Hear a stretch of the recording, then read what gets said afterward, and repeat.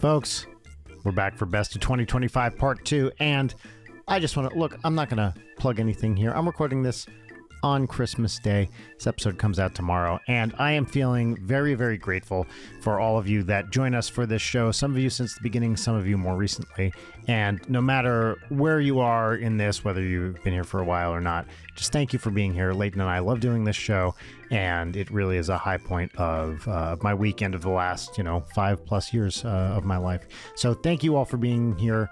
Merry Christmas, Happy Hanukkah, whatever holiday it is you celebrate. I hope you're having a great one. Next week, we're going to do probably some kind of rerun, and then we'll be back with episode 300 in the new year.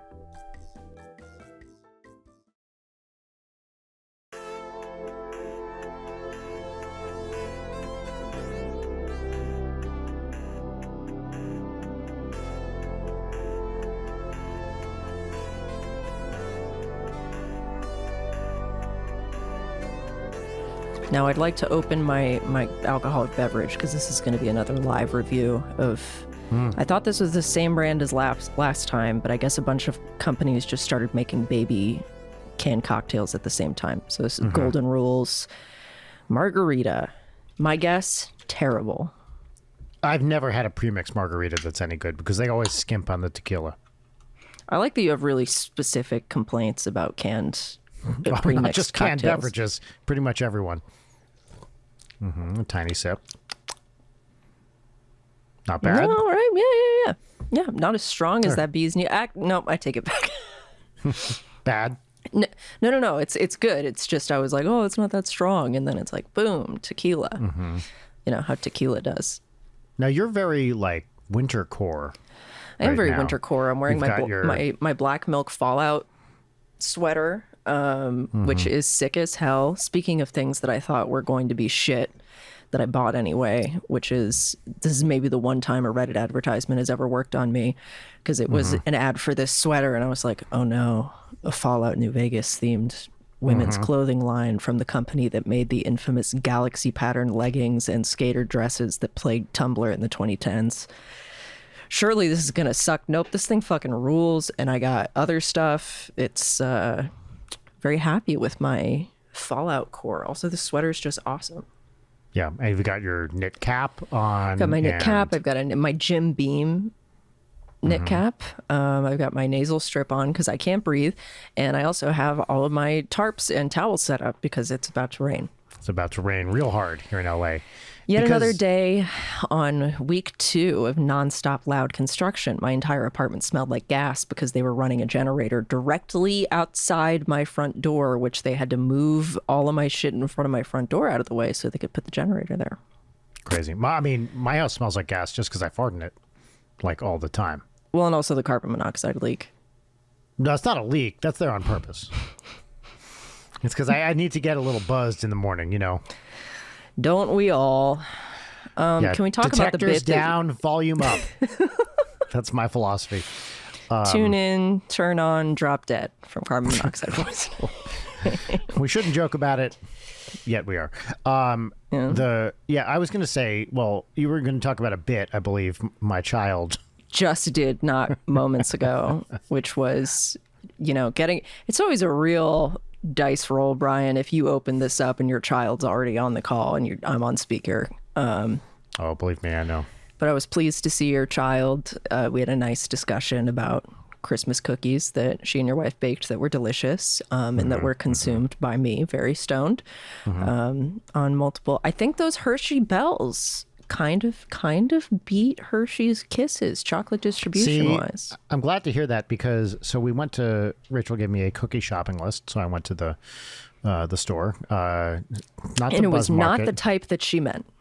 No, well, we'll see. Yes, I went to the fetish pornography store. That's correct. To buy I have a subscription service for my fetish pornography, which, it's different every week. They know what I'm into. And I give them feedback occasionally. I'm like, no, too gross, not gross enough. This makes me feel weird and I like it. Stuff like that. And so I went to the fetish pornography store and then I went to the supermarket, my friend Ralph's supermarket called Ralph's. Have you ever noticed? This is actually real. have you noticed that Ralph's doesn't have an apostrophe in it? No, I never really paid that much attention. So it's not Ralph apostrophe S, nor is it Ralph's apostrophe. And it's because the guy who founded it was last named Ralphs. That's pretty cool. Ralphs. So you'd think it would be apostrophe after the S, but no, there's no apostrophe. Ralph's. For a while, I thought they were just fucking it up because people do this. Yeah. But, I mean, have you also been hanging out with your friends, Vons and Johns? Oh, yeah, Vons and Johns. Yeah. Vons and Johns and I eat bonbons. And my best friend in the world, Whole Foods. First name Whole, yes, last name Foods. And there's no W. Though. No, right, yes, exactly. Same bit. So I went to the cookie store, aka the supermarket, and I was going to get a bag of Hershey's Kisses, and a 10-ounce bag of Hershey's Kisses was $7.50. And I was like, what the fuck is going on with this? That is an insane price. This is the most mid chocolate possible. This is what math teachers give to students if they get a question right. Yeah, it should not be $7.50 for that. I don't even know how many kisses are in a bag, but maybe 50. It's like, or probably I feel not like even that's that many. Generous, yeah. Yeah, I think so. Anyway, it was too much, and I was like, I'm not spending that. But Hershey's Bells, a thing I had never heard of until less than a week ago, were $2 to $3 cheaper. And I was like, and it seems Bells. like there's more chocolate per. Am I wrong? Yeah, well, they're definitely they're heckin' chonkers, Leighton. And so I was like, Kisses, Bells. Enough about my technique in the bedroom, but Kisses and it's like smooch, smooch, smooch, ding, ding, ding, smooch, smooch, smooch, ding, ding, ding. What's he dinging? It's not what you'd expect. No. You don't want to know, actually. It's a medical issue. But so I got the Bells instead, hoping that it would be appropriate for the cookies that Rachel had in mind. And it turns out, I think she cut them in half, and it turns out they work pretty well, huh? That's another thing you do in the bedroom. Well, cutting it in half. A gentleman doesn't like to brag, but yes, he does.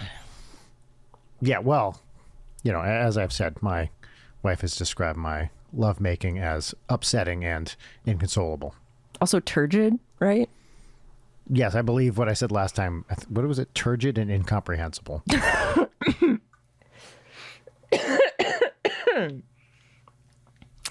All right. Well, anyway, after that 5 minutes of discursion, back to the bit that your daughter did. Yeah. Which was we discussed Christmas cookies, and then she was like, all right, bye. I'm going to go down the stairs. And she started doing the classic bit of miming going downstairs. Well, you could see her full body. Yeah, except there's even when she's on the ground, I can fully see her. But then she gets to the ground and goes, there's kids in here. Wait, no. You're missing a thing. You said, I didn't know you had a basement put in. Oh, right. And then after you said, I didn't know you had a basement put in, she said, there's kids in here.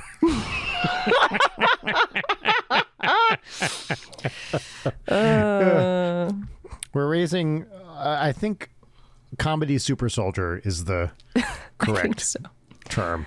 Yeah, and if she isn't already, she's going to have to be to survive your household. Yes. Yeah, I'm very excited for once she hits full teenagerdom and is, and gets to be an adult human. And hates you for real instead of as a bit. We'll see. All teenagers hate I'm their very parents. good at redirecting. That was Mom's fault, honey. Right. I want to point out a lovely gift you got me, which is this book of adult magazine logotypes, which are just incredible. And I've been flipping through it. Good, I'm glad. Getting some inspiration. Because I saw this and was like, yeah, this is Brian. This is it is absolutely me. I mean, look at these options. Not only are the names incredible, hot bangers, knockers and nipples, firebox. Where's Foot Fantasy? Swank. Oh, where is Foot Fantasy? Hold on. It's right here on this call. I like this one. The sound of Musex. Did you see this one? I'm trying to. Leighton, Oh, at I the see it. I screen. see You're it. looking at That's something else. incredible. I was looking at Sexy Kitten because I was confused by the font. Oh, yeah. Off Campus. Sex Today. Groupies Magazine. I think Foot maybe was earlier on. Lesbo Preview. Yeah, I mean, Yum Yum. This Good. one I really like. Actually, this is one of my favorites too. Modern sexual behavior in that font. It's good. It's above a really unfortunate one. Yes, that's true.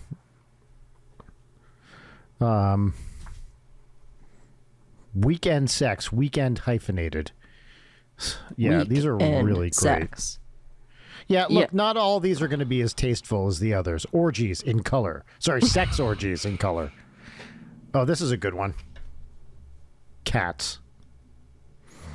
What does that say? Gibrus at the bottom? Where? Oh, Right under it. Maybe Febris? That's an F, I think. Gibrus, I think that's an F. I don't know. I was just thinking Sex like a sexual Inferno. Jesus. I like this one too. Let's see where it is. Up here. Senorita Suck Off, yeah. Yeah. Anyway, it's really good.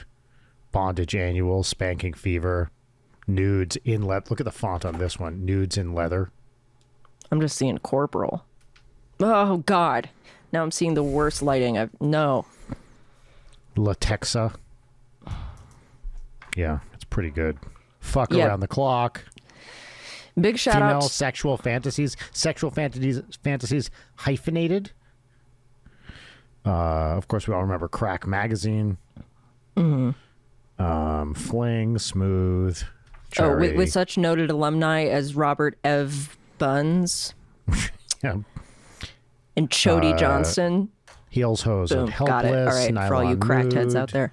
Body Shop, Leg Language, Foot Lickers. Foot liquors, as in I'm gonna fine actually have to- spirits. To send an email about that. Sucking. Totally Awesome Anal.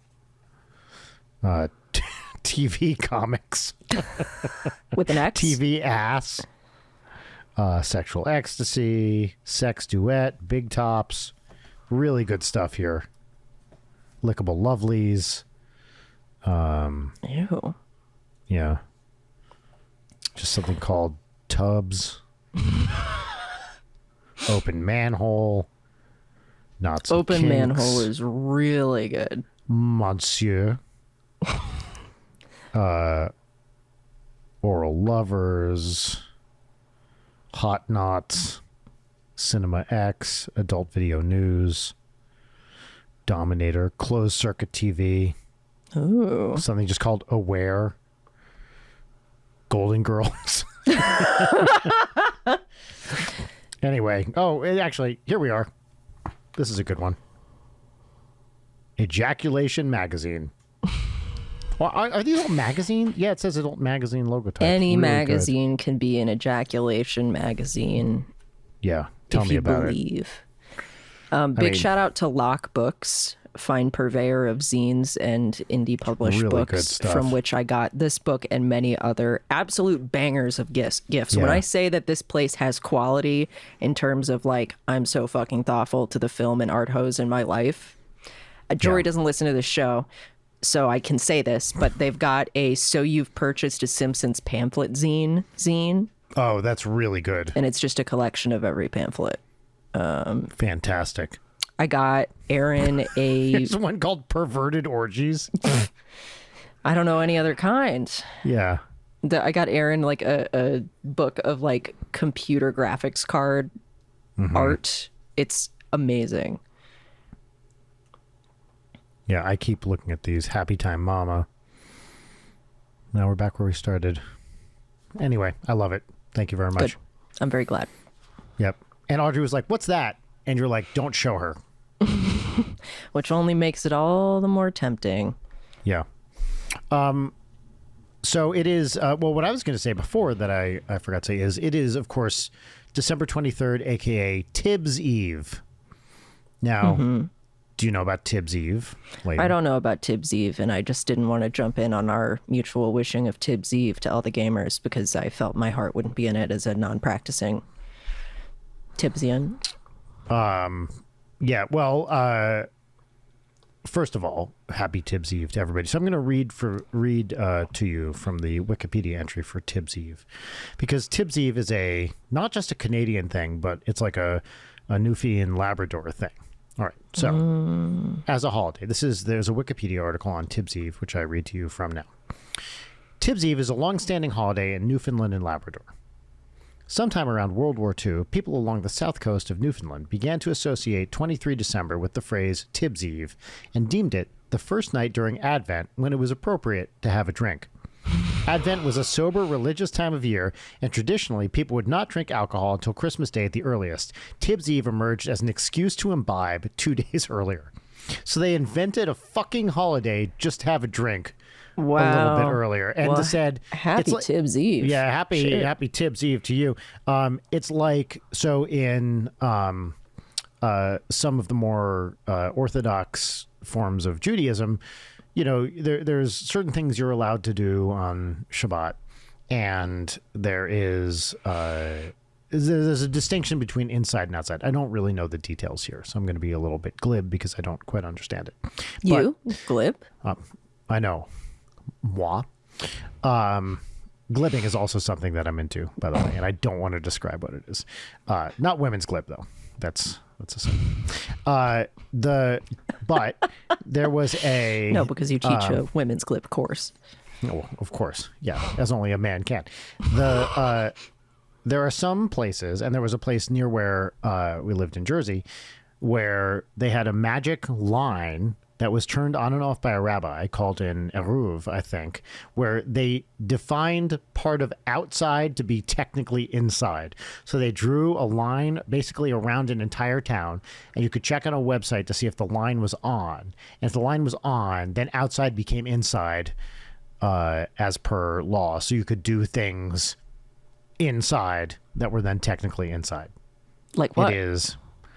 Well, I don't know. I mean, whatever you're allowed. I don't know the details here, but wow, there was a magic line that defined certain portions of outside to be inside. It's awesome. One of my favorite things about my culture of Judaism is the relentless adhering to the letter and not the spirit of the law. And there's just so much of it. And it's the kind of it's this culture of, well, what if we did this that I earnestly love, because it's this, it's this let's really question it and try to get into this and figure it out. And the magic line is part of that, I think. So happy Hanukkah, everybody. Happy Hanukkah. Merry Christmas.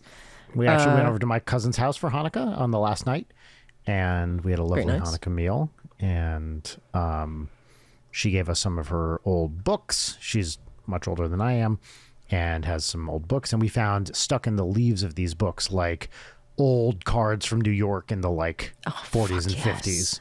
Yeah, it was really cool, including old punch cards from an old computer punch card thing, an ad for an eraser shop, an index card advertising a special eraser shop, clearly from an the eraser 50s. Shop. Yeah, man, the 50s really were different. I mean, you could start a whole shop where it's just erasers. How many kinds could there be? I couldn't even tell you, but yeah, the 50s really were different. Anyway, happy Tibbs Eve, happy Hanukkah, Merry Christmas. Yeah. This is going to be out on the 26th, the day after Christmas. So it's still Merry Christmas, Happy New Year, Happy Boxing Day. The day where everybody goes out to box each other. Yep. May you not be knocked out. Did you hear that Jake Paul had his jaw twice broken on his last boxing match? Oh, I didn't just hear it. I saw it. Oh, you watched it? I mean, I've seen the clips, I follow enough. I didn't see it. Yeah. Gore adjacent subreddits that it was watch his jaw get broken. And I was like, is it awful? Sure. I don't watch that stuff. No, it's not that bad. Yeah. I mean, it's I don't know. It's comparatively, it's really, that ain't shit. Except karmic justice, baby. Well, again, look, I've said it before. I'll say it again. It's almost 2026. My standing offer to join Team 10, if asked, is still out there. I would do it. I would join that hype house. I assume it's still going somewhere. At least in spirit. Yeah, that's right. You know, how often do I think about it? Every day, bro. So putting this out there, you know, they say you know, put out into the universe what you wish to receive, as per The Secret, and per what putting it out there. what I would Jake still Paul join did. Team 10. That's right. Yeah. In manifesting getting his jaw broken twice. Yeah. I was gonna say, so we talked the other night that I watched Chinatown for the first time, and Yes. The Conversation. And the other night, I watched Hardcore, starring George C. Scott, which has maybe the hardest movie poster of all time, featuring a line that is not in the movie. Yeah. I would very much like it on a show. No, Not my daughter. not my daughter. Yeah. Sorry, that's my daughter with George C. Scott with his head in his hands. Are you going to watch The Two Jakes, the Chinatown sequel? God, no. Good choice. Yeah, I Not figure terrible, it's- but it's not Chinatown. I believe it. Yeah, Chinatown is it's great. I think, as with any you know what movie, my advice to you on The Two Jakes would be? Forget it, Leighton. It's not Chinatown. as with any movie where you're waiting for the famous lines to be dropped, you're kind of like anticipating, like, in what context is this going to happen? And the context in which it is said is so much more depressing than, you know, years of one of the most famous movie references of all time being trotted out. Genuinely great, though, right? Genuinely great. Faye Dunaway. Yep. Oof. I The know. shot of Cross or whatever with the daughter in the car crash is like the most chilling image in a movie I've seen this year, probably. Genuinely upsetting when they cut open his nose. Yeah. Well, when Roman Polanski himself cuts open his nose. Yeah. Yeah. Chinatown, great. The Conversation, fantastic. All the stuff I like. And also clearly Vince Gilligan's favorite movie. And then Hardcore, which is, it's mid. It is unfortunately very mid. I saw it a long time ago. At least I don't partially remember through much about it. studio meddling, because they wanted a happy ending, and so it kind of makes the entire movie not make sense because of the happy ending they go for. And in a movie called Hardcore, it's not the happy ending that you would think. But it kind of, you know, George C. Scott, incredible. And, you know, it was written by Paul Schrader, so there's a lot of typical, like, First Reformed, Taxi Driver, good dialogue shit in there. But the best part is George C. Scott pursuing a guy through the walls of a BDSM dungeon where they're just tearing through the fucking flimsy wall into different BDSM sets with dudes with their dicks out in them. It fucking rules. Yeah. So I don't know, maybe watch that scene and then don't watch the rest of it unless you're a big George C. Scott head, which I am. Yeah, unless you're one of Scott's tots. You know what? People would always be like, when liking The Office was a little bit more in vogue and not unfathomably chuggy as it is now. But when people be like, I can never make it through Scott's tots. It's so cringy. Like, it's the whole show. It's like, the have you whole seen show. My Why Life? Why is this a bridge too far for you? Like, Yeah. he's done so much It other is one of the cringier cringe stuff. episodes. I is, think it's because yeah. it's kids. Like, there's kids involved, right? I guess. Yeah. Much like My Basement. Yes, it's real cringe in there. And they're like, what, Mr. Wecht, when are you going to let us out? And I'm like, How when many- you start calling me doctor. They're like, how many more days is it going to be? And then you look down at them and say, 6, 7. And then you shut the 6, hatch. 7. Yeah. It's not up to me. When you guys stop acting so skibbity. Now back to work. If you're going to say skibbity at us, can you at least put a toilet in here? Nope. You break Anyway. it, you bought it. That's my other rule with those guys. Yeah. What was I going to say about cringe Well- and chugginess? I don't That's know up to you. if I have to hear from anybody with doing the Die Hard is actually a Christmas movie, which, like, yeah, it is a Christmas movie. There are many movies that aren't even objectively Christmas movies, like Die Hard is, that I would not list. You know, that I would not besmirch. It's just, this was driven into the ground 15 years ago. 100%. We did show Audrey Die Hard, as you know, for the first I know, time a couple yeah. days ago. And she liked it. Didn't love it. Liked it. Yeah, as any 11-year-old, feel like there's probably a small subset of 11-year-olds who watch and are like, fuck yeah. Sorry, 11-year-olds post the year like 1990. Yes, that's right. What year is Die Hard? 88? Somewhere in there. I want to say 88. I might be wrong. Let's look it up. Die Hard 88. Look at that. So I would have been 13 when it came out. And thus, did you think it was awesome? I definitely didn't see it in the theaters, at least not that I remember it. I think I would remember. Because I think I was, I've always been scared of movies being too violent. And so I'm the opposite of you. Yeah. Well, no, remember that I started on that track for a long time. And then do you ever get so much PTSD that you're just not scared of anything and don't have any feelings anymore? No. Don't respond to that chat. All right. Okay. Go ahead.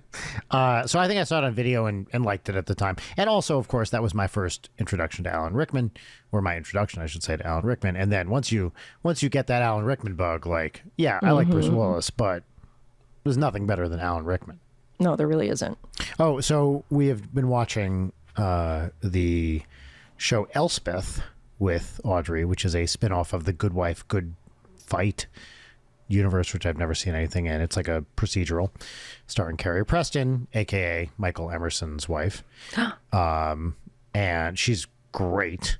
And she plays this kind of kooky, cheery detective. And the guest star in the most recent episode, the one we finished watching not 5 minutes before I walked in here, was Adrian, can't remember his last name, aka Stewie from Succession.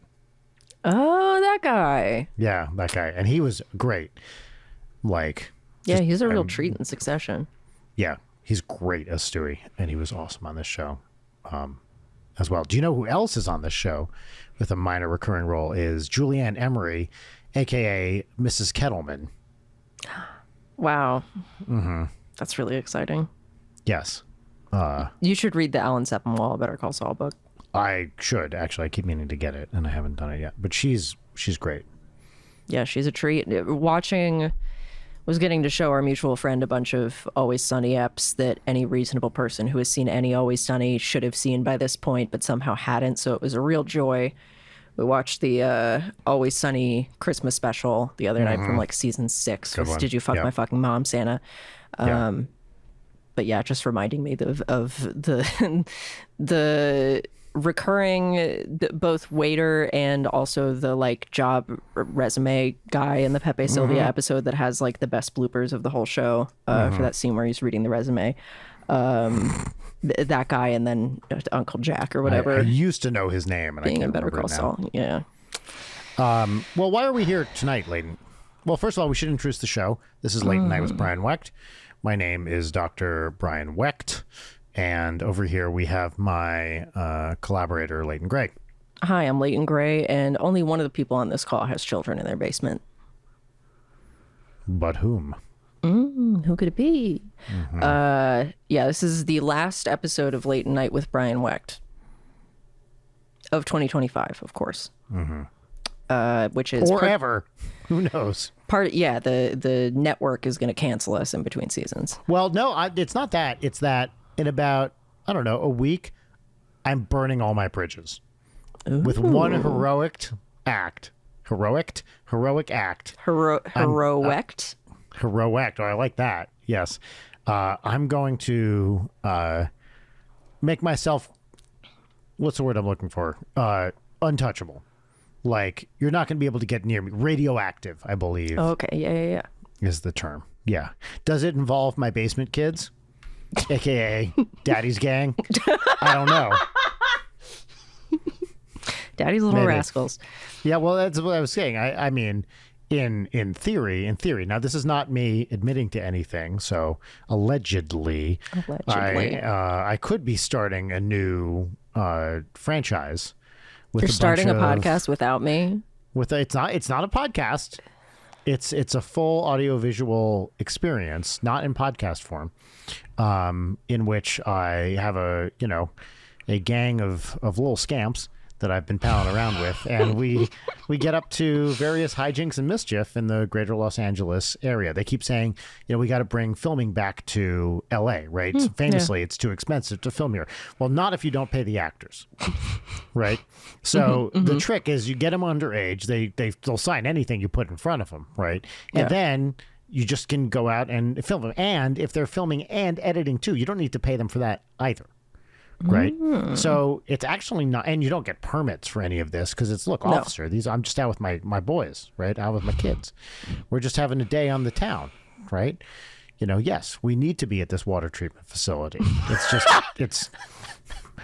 don't worry about that sack. It's there for, it's daddy's fun sack. So don't worry about it. Officer. Legally distinct from daddy's other fun sack. Yeah, well, of course. One's capitalized, one's not. It's the usual thing. So it's actually not too expensive to film in LA if you get all your labor for free. Right. And don't ask for permits. So are you planning some sort of, instead of just trying to get canceled the old fashioned way, you're going to go on a series of Batman villain-esque poisoning the water supply? I'm going to get canceled. Okay. And then the next day I'm going to get recanceled in a way that makes the first cancellation look like, well, that was nothing. Well, yeah, right? And then when drama YouTubers make a video about the downfall of Brian Wecht, it's they weight everything on the same level of he said this, he did this, the leaked chat logs say this, and also he poisoned the water main and killed 30 people. But also, did you see the screenshots though? Yes. Yeah. That's right. Like, comment, and subscribe for more downfall of X person, and it's not really their downfall. I'm just dining out off of other people's misery as clickbait. We're a drama channel now. I winked. That's right. You did. Look at that way. Show me again. No. I kind of missed it. No, you can see it on the video version, on which also, listener, you can see if you go to patreon.com/Leighton Night. Thank you. Mm-hmm. All right, what are we doing here today? It's part 2 of the clip show. I've been working all day. I have to work after we finish recording this. I'd really like to just get this out. I don't even want to talk about the clips. I feel like we always, it's when we have an agenda that I feel like we do the best banter podcasting, just because I agree. Procrastinate conversationally. Well, I think we would be, given that we have a list here, but we didn't really listen to any of them. I don't want to go too crazy here with descriptors. But, I think now what? Okay, okay. I have some comments about the descriptors of these bits, but we're going to start. I think why not? The descriptors of the clips that our wonderful video editor Rich wrote. There's one of these while he was collecting. One of these in particular around that I have highlighted here. This one that I've selected. Do you really not know what that one is? That was 2 episodes ago. I do know what it is. I think it's a little defamatory. It's not defamatory if it's literally accurate. It can be both. Okay. Right. Anyway, let's start. I think let's go chronological here. Okay, that works. And we're going to start. And also, which is helped by the fact that pretty much all submissions that we asked for have a recency bias of the last 10 episodes. Oh, yeah, look at that. That is true, actually, isn't it? Well, that's fine. We're going to start here with it's some been fun things. An illustrious year for Leighton Night with Brian Wecht. That's right. Yes, emphasis on lust and illustrious based on... No, let's play the clip. This is from episode 252, The Sigmanchurian Candidate. The description says... Two things from this episode. The first bit, I'll just introduce by saying what it says on the spreadsheet, which is Chinese massage. Mm-hmm. I'll tell you my other story from this trip, which was funny too. We did a lot of stuff. We actually, the guy who was our local contact I just told you about, he took us to, I guess his mom's a politician locally, and took us to, in the middle, a few hours outside of town, to some monastery which was not generally open to the public, but did have quarters for visitors. And we stayed the night in this Buddhist monastery. And it felt, it was like, I'm never going to be able to do this again. Like, we got to watch the monks do their prayers at night.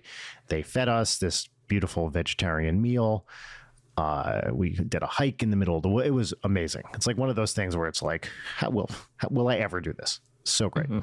But one day this guy is like, okay, well, Brian, the specialty of Chengdu is massage, and in particular foot massage. So I'm going to take you for a classic Chengdu style foot massage. And it was just me and this guy. Everybody else opted out. And there weren't that many. There were like maybe 6 of us there anyway. But yeah, everybody else was like, nope. And I said, yes. When in Rome, right? If this is the thing to do, I'm going to do it. Now, I will say this guy was my guide. I would not describe him as sketchy, but I wouldn't describe him as very like suave and with it.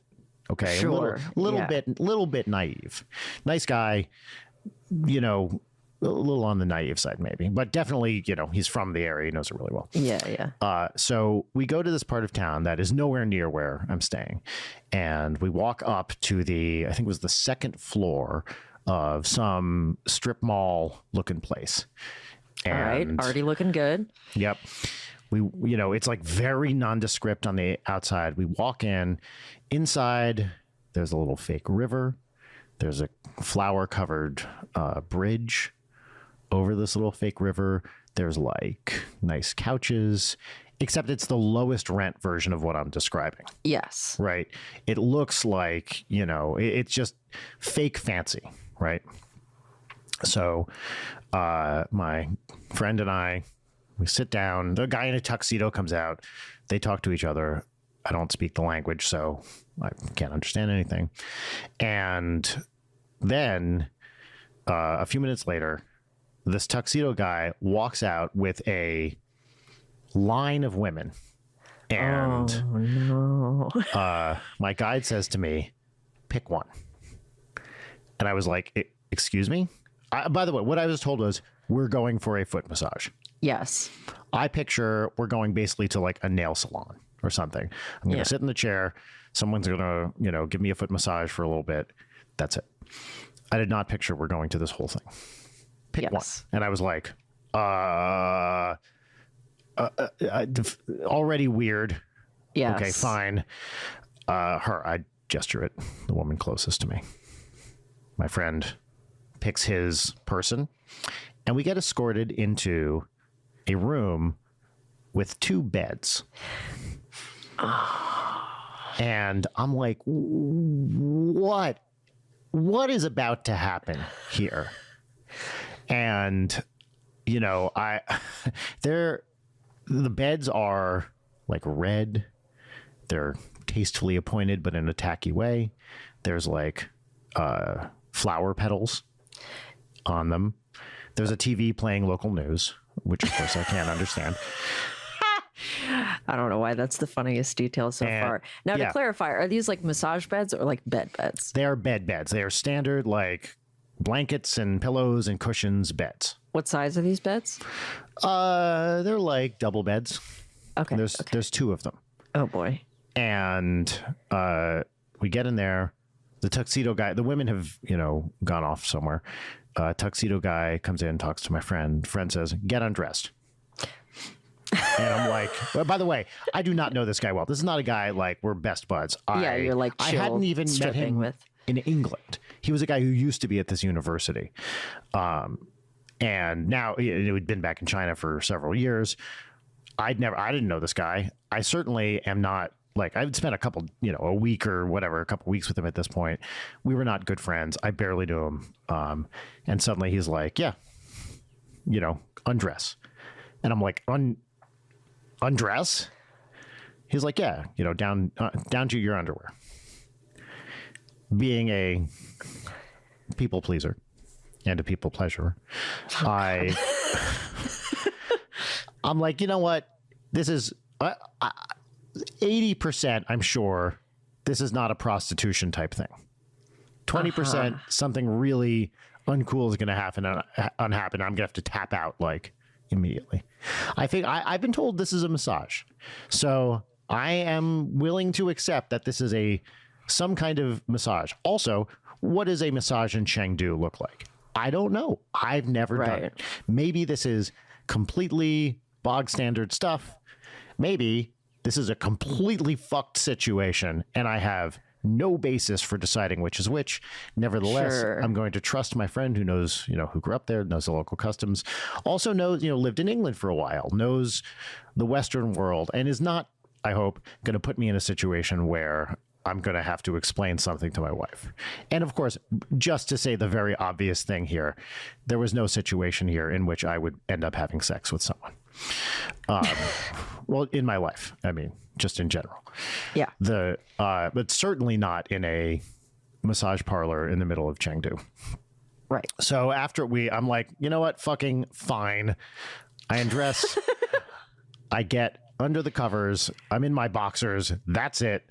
My friend does a similar thing. We get under the covers.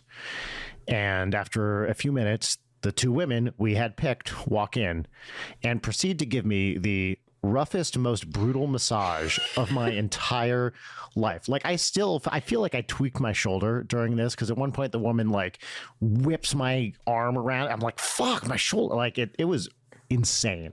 And it was not good. It was not like a good, awesome massage either. And I didn't speak the language, so I couldn't be like, no, not good. My arm doesn't, I could say, ow or stop, which I did a couple times, but I couldn't say things like, I don't think my arm bends that way.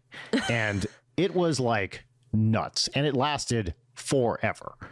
And needless to say, nothing untoward happened except a, absolutely insane 12 out of 10 level brutal massage. And then we were done. Nature took its course, and we got dressed and went home. But I was, I was terrified. That was my state of mind during this whole thing. I was terrified because here's the other thing, is I didn't want to offend this guy or any of the local people, right? Sure. So even though the vibes were completely off, and I'm generally like, I'm in another country, I'm going to go with whatever. But you can tell when it's a kind of sketchy vibe. This was exactly on the border where I was like, is this weird? And usually, as we know, when you get an is this weird vibe, it's weird and you should get the fuck out. Yeah. But not always. Also, I'm with another person. If I was alone, that'd be a different story. I'm out of there if I'm alone. Man, there's nothing more relaxing than stripping with a bro, getting beat up by women that you picked out in a line while watching the local news that you can't understand. Yes. Also women where, I don't know, what's the level of like coercion here, right? Like, sure, yeah. Which is always the question with this sort of thing, but I don't know. And so it ended up being totally fine. We went out for dumplings after, but yeah, that's my Chengdu massage story. Wow. Would you say that after that experience, you're more knowledgeable about the world of massage? One might say like a misogynist. Oh yes. No, I'm a skilled misogynist now. Good. Great. Thanks to that. Amazing. So I think I know what that one was. That was my story, I believe, about being in Chengdu. Mm-hmm. Right. And we have another clip from the same episode 252, which is, now this one actually I don't remember offhand.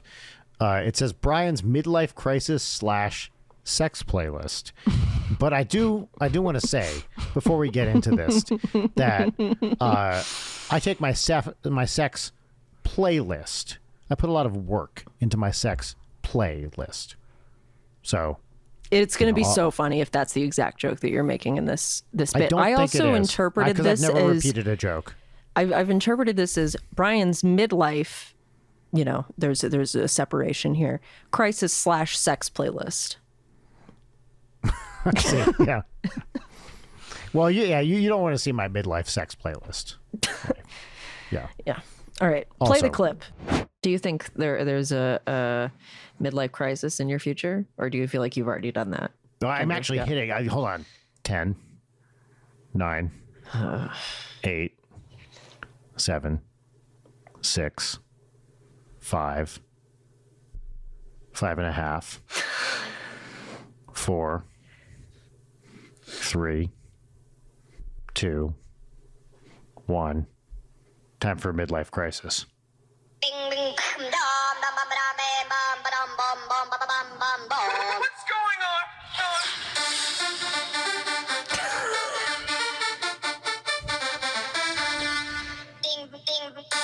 Why is this happening? This is my What did I midlife do? crisis. Leighton, don't diminish my midlife crisis, please.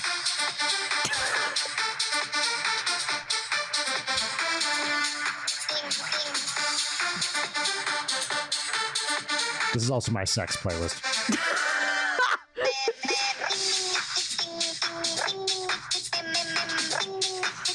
Is this the 10-hour remix? It's a merciful 3 minutes. That's good. Are we gonna do the whole thing? I guess you're going to have to see how much you respect my midlife crisis. I don't think I'm supposed to enable you, though, in a midlife crisis. I disagree. Isn't a midlife crisis all about a much younger woman enabling? I don't know how much it's about, like, a much younger woman getting really mad at you. I think that happens a lot, actually. Sure. You know what you should ask me? It's like, What? when are you going to tell your wife that you're podcasting with me? I'm not going to ask that, especially now with Crazy Frog playing in the background. Or the foreground, really. I can make it closer to the mic, too. Don't do that. Have I ever listened to this song in its entirety? I have a lot. It's my sex playlist. Right. It's this song 10 times. Only this song. Oh, I was assuming that was only played once. No, I do it 10 times to kind of spread it out a little bit.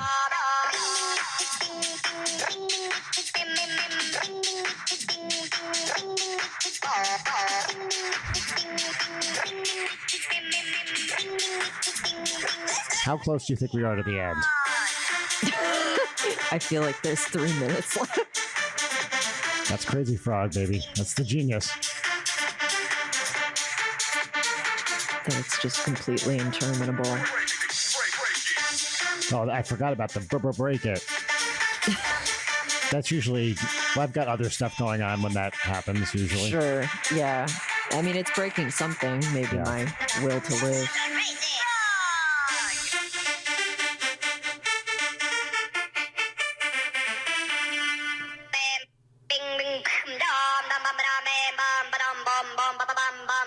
What's going on? Do not restart it. Stop it. I had already done it by the time you said do not restart it. Okay. Are you Midlife happy crisis now? over. That was a good one.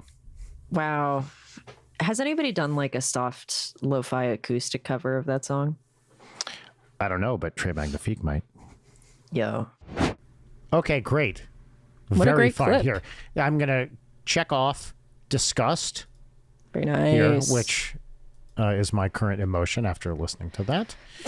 And Good bit. yeah, these best ofs are really fun. Now, am I editing this show on Christmas Eve instead of spending with my family? You know I am. It's the joy of podcasting.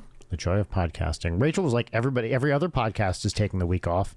And I said, not every podcast makes as little money as we do doing this. Well, I think that we should skip. I feel like we should save the one from 263 for last. Oh, really? Okay. Well, yeah, because I feel like that's a good one. I don't want to spoil it, but I feel like it's notable for this year. Okay, sure. Well, then why don't we skip to 277 here, which is well, Leighton, why don't you introduce this since I just plain don't want to. Of course. But I will offer comments on how you do it. And we're off to a bad start. This next clip Please is from... take this seriously. I'm just asking you. Just take this one seriously. This next clip is Just from come on. episode Just like think about what you're going to say before you 277. say it. That's all Wonderfully I'm asking. titled Premature and Introductulation, which is a mid-title if I've ever seen it. I also think it was Brian's idea. Now, this clip is a little bit in the Christmas spirit. So without giving too much away, here's our clip where I talk about the joys of Christmas at a seasonally appropriate date. Yeah, C+. That's generous. When my dad came for Christmas, he got here on Christmas and he was going to drive my car to where he was staying. He was like, hey, when did you get that dent on the back of your car? And I was like, what dent? This. Someone fucking hit my car on Christmas and then drove away. But prior to that, I was maybe a few months before, I was making a right turn on my street and a guy swiped me and we both pulled over. And like, I didn't realize that there had been damage, but he looked and gave me a hug. But he was dressed like a fucking Gave you a hug? Wait, yes. How is that not creepy? Or it is? Oh, here's what makes it worse. He was in full steampunk getup. Like he had a hat, he had the little tiny glasses, well, he had a waistcoat. Now like, I'm on his side. I got sideswiped by a steampunk. By a dirigible. Fuck. Yeah. By a dirigible, yeah. He was riding his penny farthing. Yeah. The Santa thing or the Christmas thing reminds me of a Santa idea. Santa delivered a dent to my car. Yeah. His sleigh hit my car. So I have a child who is of the age where she will just kind of parrot funny things she hears. And I forget how this came up, but we were talking about Santa Claus, and she was like, did you ever think that Santa is a criminal because he's just breaking into people's houses? Like, yes, everybody has thought this. But I guess if you're 11, this is a new funny idea. Yeah. And I was like, okay, what if Santa, so let's say in addition to the breaking and entering charge, Santa is in terms of the gifts, a net non-criminal or net neutral, because he takes stuff from other houses that won't miss it and redistributes it, Robin Hood style perhaps, to houses that want it. So Santa, here's the idea, here's the pitch. Every Thanksgiving, Santa goes around, there's an extra day in his year where he's really busy because he's going around getting the stuff. If he can slip into your house unnoticed on Christmas, surely he can do it another day of the year, right? So on Thanksgiving, when everyone's busy with family, Santa sneaks into your house, finds the thing you're not going to miss, right? Takes it, and it's called Thanksgiving because he goes, yoink, thanks, and then he's giving puts it in to his someone sleigh. else. Yeah, he's giving it to someone else, right? And then on Christmas, they take a while to redistribute all the stuff. They have to go through all the, put it into the proper pipeline and everything, make sure it's going to the right place. And he hasn't gotten a lot of the letters yet, but that's okay because he's magic, so time travel. So he can then on Christmas go around and give the stuff that he took to other people. So he's not, so, how does Santa make an Xbox or whatever? I'll tell you how, because he stole it from some rich asshole who's never going to notice that it was missing. Stole it from Jimmy down the street. Yes, Mr. Beast is who you're talking about, right? Yeah. Mr. Beast has enough Xboxes, I think. Yeah, a surplus of Xboxes. Oh, Right. This goes on the thing that you were asking. What's the plural of an Xbox? Like a murder of crows? Oh, okay. This was at a mini episode, so we have to set the scene here. Do we? I'm going to. I claim to have a very developed ability to come up with the collective noun for any group of objects. So the thing Leighton is asking me here is to come up with a plural noun for a group of Xboxes, and I'm going to say a confinement of Xboxes. I like that. That's a good one. Thank you. Going back to Thanksgiving and Christmas, I think there should be a new rule that if you catch Santa either taking or putting the gifts in, he spanks you. No, you are gives you a legal. little spanking right on the butt, a hot little spanking, right? If you catch him, you are legally allowed to kill him. Oh yeah, well that too. After he spanks you, he gives you like a little spanking on your bare bottom, right?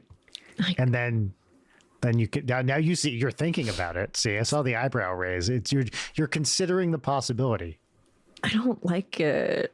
I don't like it. I just also like the idea that Santa is being apprehended. Like. Well, you said murdered. You get to kill him.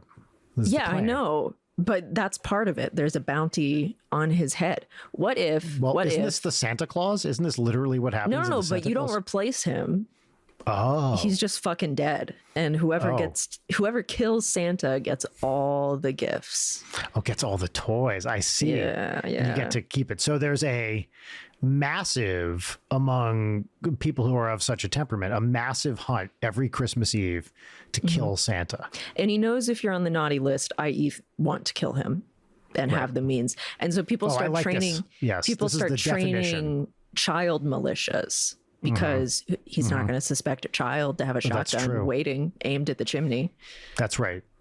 I like this a lot. So they're training, and it's a cartel. It's a whole group, like a worldwide organization of people who the goal is to, because you can collect. This is big money because you can collect a world's worth of toys, right? Yeah. I mean, it's like many millions of dollars, right? If you get more than that. Yeah, it's a lot. It's a lot, especially if you count all the ones that he intentionally deprives orphans of. Yeah, just for his sick little fucking, joke. How to beat Santa at his sick fucking game. Yeah, and he gets off on it too. He's a real fucker. That's the other twist here, is he's a bad guy. Yeah, right? And we're not talking like bad Santa. No. Come on, Billy Bob. No, he will. If he's not killed, if he's apprehended, he will go to the Hague for his crimes. I like this. Yes. Consider for a moment. The North Hague. The North Hague. Consider for a moment that we don't know the identity of D.B. Cooper.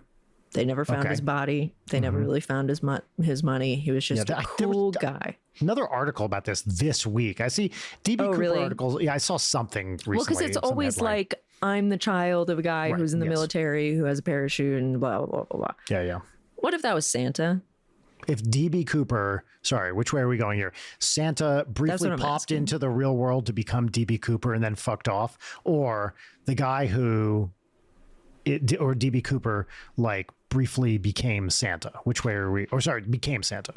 Maybe Santa was testing his outmaneuvering. Can I get out? Is the question. Yeah. Right. He's in. All right. Here's the pitch. There's a multiverse of Santas, and it's like the mafia. All right. And once you're in, it's impossible to get out. Now, how you get in, we can address that later. But once you're in, it becomes all these perks. You get a free place to live, a hot wife, all the toys you can eat, all the, great stuff. All the toys you can eat. Yeah. Well, this is the thing, is in this world, this is how Santa survives. Right. So you subsists on plastic. That's right. Well, you hope some kid wants like a cookie for a toy. You could fucking pray, or better yet, a steak or something. So anyway, Santa's in this like mafia type thing. And at some point after centuries of this, is desperate to get out. So every Santa in the multiverse is constantly looking for ways to get out. And one Santa, our Santa, briefly found a portal. He's like, what if what did D.B. Cooper do? Rob a bank and hijack a plane? Or something like that? I thought that the money was he demanded a ransom when it was refueling. I don't remember exactly how. Anyway, that might be misinformation. Gets the money, but the point is jumps out of a plane at some point and vanishes, right? So Santa thinks he's got it, but they find him in wherever he landed. Was it in some kind of jungle or something like that? I can't quite remember. I feel like it was over a jungle. I don't know. I don't think so. Okay, I don't really know. I mean, it also raises the question of none of these Santas want to be here and are desperately searching for a way out. And no matter how they try, this is a Groundhog Day situation. You're not escaping. I think it starts out great because you're living high on the hog. Your life rules. You're only working one day a year. You're working one day a year. You're surrounded by sex elves. It's like the best life you could possibly imagine. And but after, Like, after centuries of this, you're just bored. There's nothing more you can do with the elves that you haven't already done. And you want to, I mean, you've done everything. Like, yeah, there are only so many holes. And so many elves. You got. They're not, as we've established. He's stealing these gifts to give to other people. He's redistributing the wealth. The elves aren't there to make toys. No. The elves have other more important tasks, shall we say? Yeah. So you're just desperate to get out. You can't kill yourself. Like, he's immortal, right? There's no way out. You got to find. You got to find escape. Santa is really, really depressed. Oh yeah, that's right. Yeah, the red nose is because he's drinking himself into a stupor. Yeah, constantly. His liver is fucked. Santa's on Zoloft. It's not a good.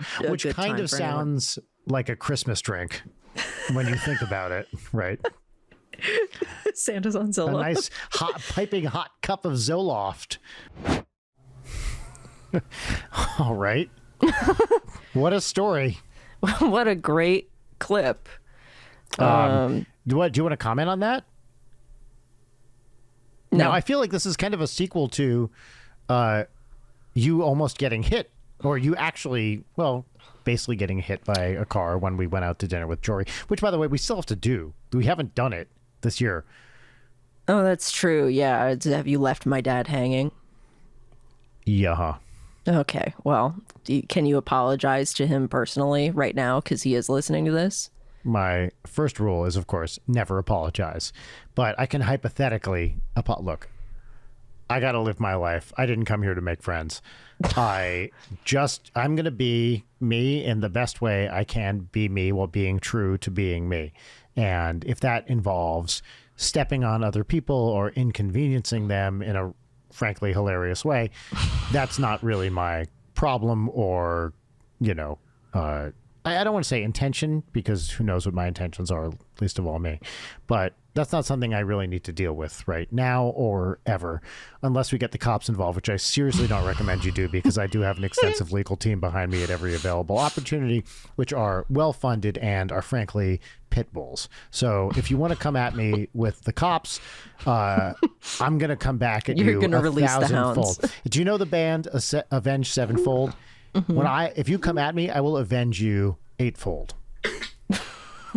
And you don't want to see that. You don't want to know what that's like. Trust you even me. scared my dog with that one. Yeah, sorry, Nathan. It's been a busy fall. We'll get everybody out to dinner soon. Yeah. Was that the dog? What? I made a snorting noise, but before that, it was a nasty hacking cough, as she does. Oh, yeah, maybe that was it.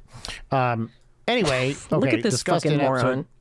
We did this one here. Now, okay, we don't have many guests on this playlist because we're so fucking funny, but one of my favorite It's what guests... the people demand. It's what the people demand. It's what the people demand. Guest lists. Listen, you vote with your money, and clearly you're not voting for the show with your money, because...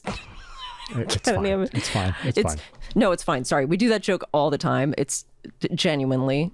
Yes, we bought several nice cups of coffee with the money we make from this show. Yes, we did, and it's wonderful. And it's more important that we deliver a quality subpar product to you every week, multiple times a week, than any of that. It's just funny because podcasting it's like Conan saying nobody watches this show. Podcasting is an inherently debasing pastime. So I like debasing it up. Well, that's why I like Commander Meouch so much, because I love debase. That's good. Thanks. That's good. Yeah, and the story about someone hitting my car on Christmas is also it's the second in a trilogy, and hopefully the trilogy stops there, where there was a 4-car crash in front of my apartment the other day. Yeah. And which thankfully my car wasn't. I've apologized. Well, it's because you were hanging out on your balcony, and a bunch of drivers were like, va va va voom, when they saw you, right? Your beauty distracted them, of course. It's really inappropriate, Brian. Yeah, I know. That's why I said it. This next episode is actually from the subsequent episode to 277. This is 278. Sorry, it took me a second because I'm bad at math. I didn't know if that one would land, and I'm glad it did. Oh yeah, it partially did because there was liquid in my mouth. Yeah, that's the goal. Not an uncommon occurrence. This is episode 2. What? You drink fluid all the time. I stay right? hydrated. Yes, yeah, thank you. I do. Thank you. Yeah, I don't know why you have to turn everything into something weird. Anyway, this is one of my favorite guests of this year, if not my favorite guest this year, the wonderful Dave Cobb, who an old acquaintance of mine from a few years back. I'd been wanting to have him on the show forever and always kept forgetting to reach out. And then we had him, and it was a true all-timer episode with a fantastic person. So we're just going to listen to some fun stuff that we talked about with Dave. So this is from episode 278, Adventures Through Inner Thigh, which is a really good episode title. It is. Yeah. Leighton and I feel the same way. We just lucked into these career, like how the fuck I got here, I couldn't even tell you. Like, it's just like, follow the thing that seems the most interesting and work with cool people, and there you go. It's suddenly, you know, you've been doing it for a while. And I guess all three of us are about pleasing an audience with the silly little things that we make. Well, so I actually that's a question I had. So one of the, you know, for what I do, which is mainly, you know, music these jokes. Days, well, elevated dick jokes, but yes, dick jokes. Sorry, that was really dismissive of your extremely impressive career. I'm sorry, I shouldn't. That was a low blow. Appropriately dismissive, I would say. Yeah, a low blow, such as a kick to the crotch. All right, I'm gonna go now. Thanks, guys. Good night. For me, in what I do, it is very easy to do stuff essentially for myself, meaning that I can write a song that I like, that I find funny, that I blah, blah, blah. And because it's so small scale, that's simple for me. So I'm curious, for the kind of thing you do, how much can you do that's kind of like for you to make yourself happy, a thing you like that maybe isn't going to be focus grouped or blah, blah, blah, blah, blah. Like, do you know what I mean? Like, how much can you do the thing that you like? That's a great question. I think my honest answer is a lot, because at the end of the day, I love this stuff as an audience member. Mm-hmm. It's not really an auteur kind of business. As much as, you know, the specials about Disney Imagineering want you to think there's like some person on high that everybody needs to revere. Those people also say, no, that's not how it works. This is a combination of engineering and architecture and theater and cinema. And it's one of the most highly collaborative things I can even think of. Crazy. Right? The fact that this stuff comes together and is successful at all. Yeah. You know, we have hundreds, if not thousands of people in some way affecting it. Yeah. So my honest answer is, there's a lot of things that the litmus test that we put things through of whether or not an audience will like it. Sometimes you get focus groups and things. Sometimes these concepts are tested, especially with the larger companies, but not always. Mm-hmm. And some things you just learn as you do it. A good example is the Warner Brothers Park in Abu Dhabi has, Looney Tunes and DC Comics and Hanna-Barbera and Tom and Jerry and stuff. And, we like to think of the popularity of those things from a Western perspective. But in reality, like, yes, they know Bugs and Daffy and Tweety and the Looney Tunes, and they know Scooby-Doo and the Flintstones. But those are fairly recent. In the last 20 or 30 years for them, especially in streaming and the straight to video Scooby-Doo movies and things like that. The most popular brand we put in that park, believe it or not, was Tom and Jerry. Wow. And when you realize why, it's because it doesn't require language or translation. It's all slapstick. Just slapstick, yeah. And it's been playing in cheap syndication on every TV set in the world for the last 70 years. And so everybody knows it. Everybody, which is smallest child. Syndication is how we knew Looney Tunes growing up, and all that stuff. And they know, they know they knew Looney Tunes because of that as well, but a little bit less. Like we have a Tom and Jerry, so there's a Tom and Jerry ride. It's called Swiss Cheese Spin, and it's this spinning coaster indoors like Space Mountain, and it's a chase fight between Tom and Jerry. So it's very cute. And at the exit, there's like a character meet and greet, and they're there occasionally. And we were there early, like for opening week, right? And I'm going around with the talent directors and making notes and observations and things. And we're watching people interact with these fuzzy head, the traditional characters.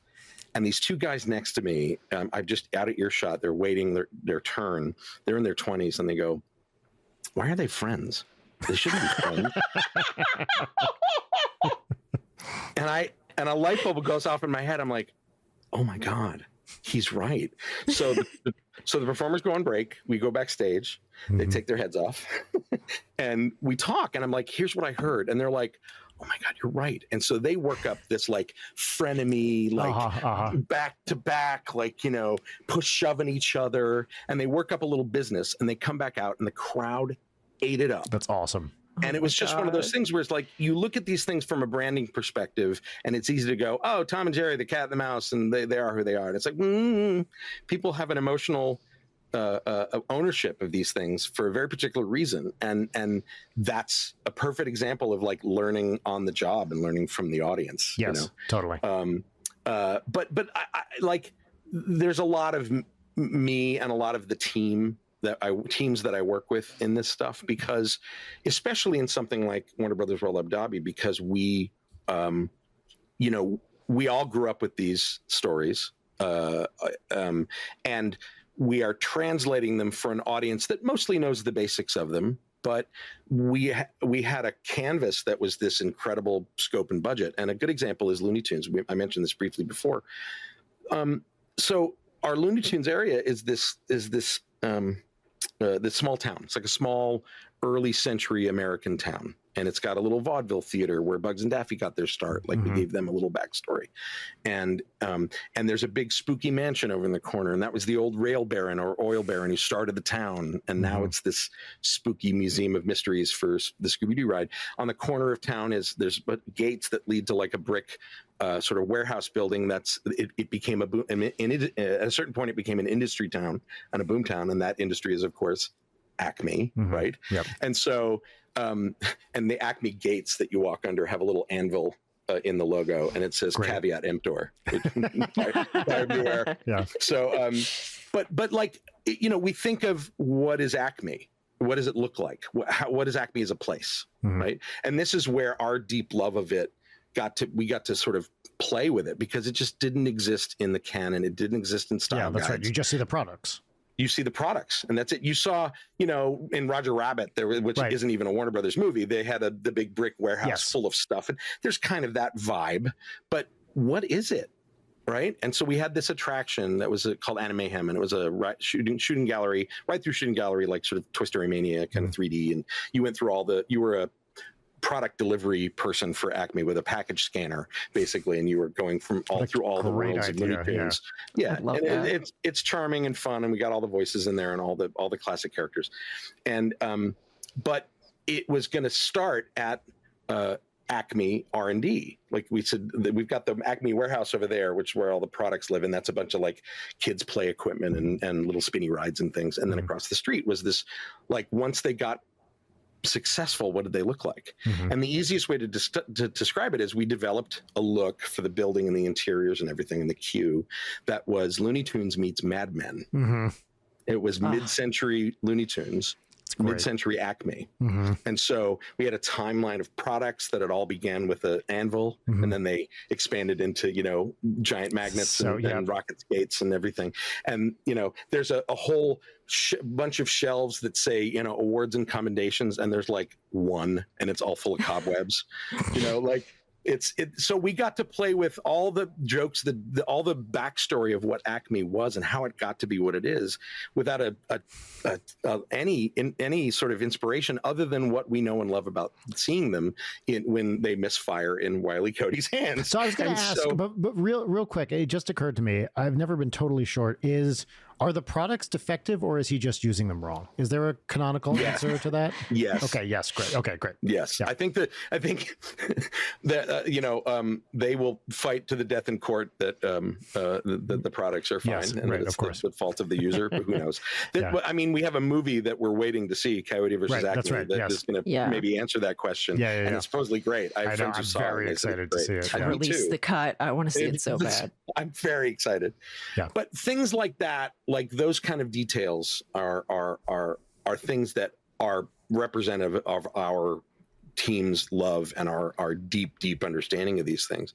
And so I would say quite a bit. If we're lucky, we can put quite a bit. And then you do run into things where there's brand assurance, and there's the people that have to approve things, and there's always going to be stuff like that. But I've never had a moment where that stood in the way of us doing something that made us laugh, or that we thought that would make the audience laugh. Because at the end of the day, we're our own worst audience, and if we're going to see Looney Tunes, I want to feel it right. Okay. Great clip, and we both totally know what the clip was because we absolutely wrote down a description of what the clip was. Thanks, Dave. Please come back sometime. Thanks, Dave. Yes, please come back, and we'll do it. We'll do it blind date style, where we don't tell him that we're also bringing on Kevin Perjurer. Yes. And then we just do a meeting. I've thought about this repeatedly. I would love to do Meeting of the Minds episodes where we get like disparate guests who would totally get along, and we play like podcast matchmaker of like. I like that. You two are gonna hit it off. Enjoy. Yes. Oh, do you know who I just saw at the Best Show holiday party? Jason from The Hawk. Okay, nice and flex. He and Jeff were on our podcast. I don't know if it was this past year. It was either late last year or earlier this year. It was not this year. Okay, and they are. I mean, I love The Hawk, and I love both those guys. And it was fun to catch up with Jason as well. So I think he would be great for something like that. As with many of our past guests, all of whom are enemies now due to how I've treated them. Now, listeners at home, are there any guest matchups that you would like to see in the coming year?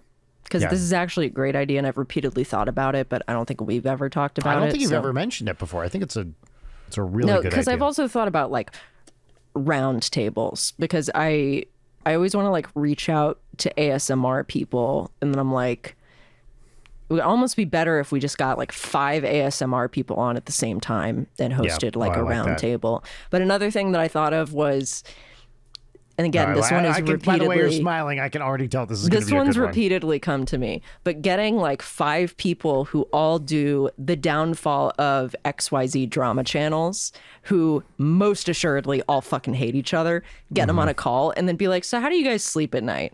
Genuinely. That's a very funny idea. But like not even, because I think there's a version of that isn't outright antagonistic, that's genuinely like, so how do you guys feel about the cottage industry? Like, do you feel like you're gonna like that you have to be too plugged into this stuff? Like, do you feel like there's sort of Damocles hanging above your head of you make your money off of making the downfall of XYZ? Do you ever think that someday it's going to be you? Yeah. Would you listen to that, everyone at home? Because I think I would die of cringe. Well, we have to. I think if we could find the right drama YouTuber or whoever to talk about it, we could actually have an honest conversation about it. I think that would be great. My sense is that might be difficult, but I don't know. I would love to talk to.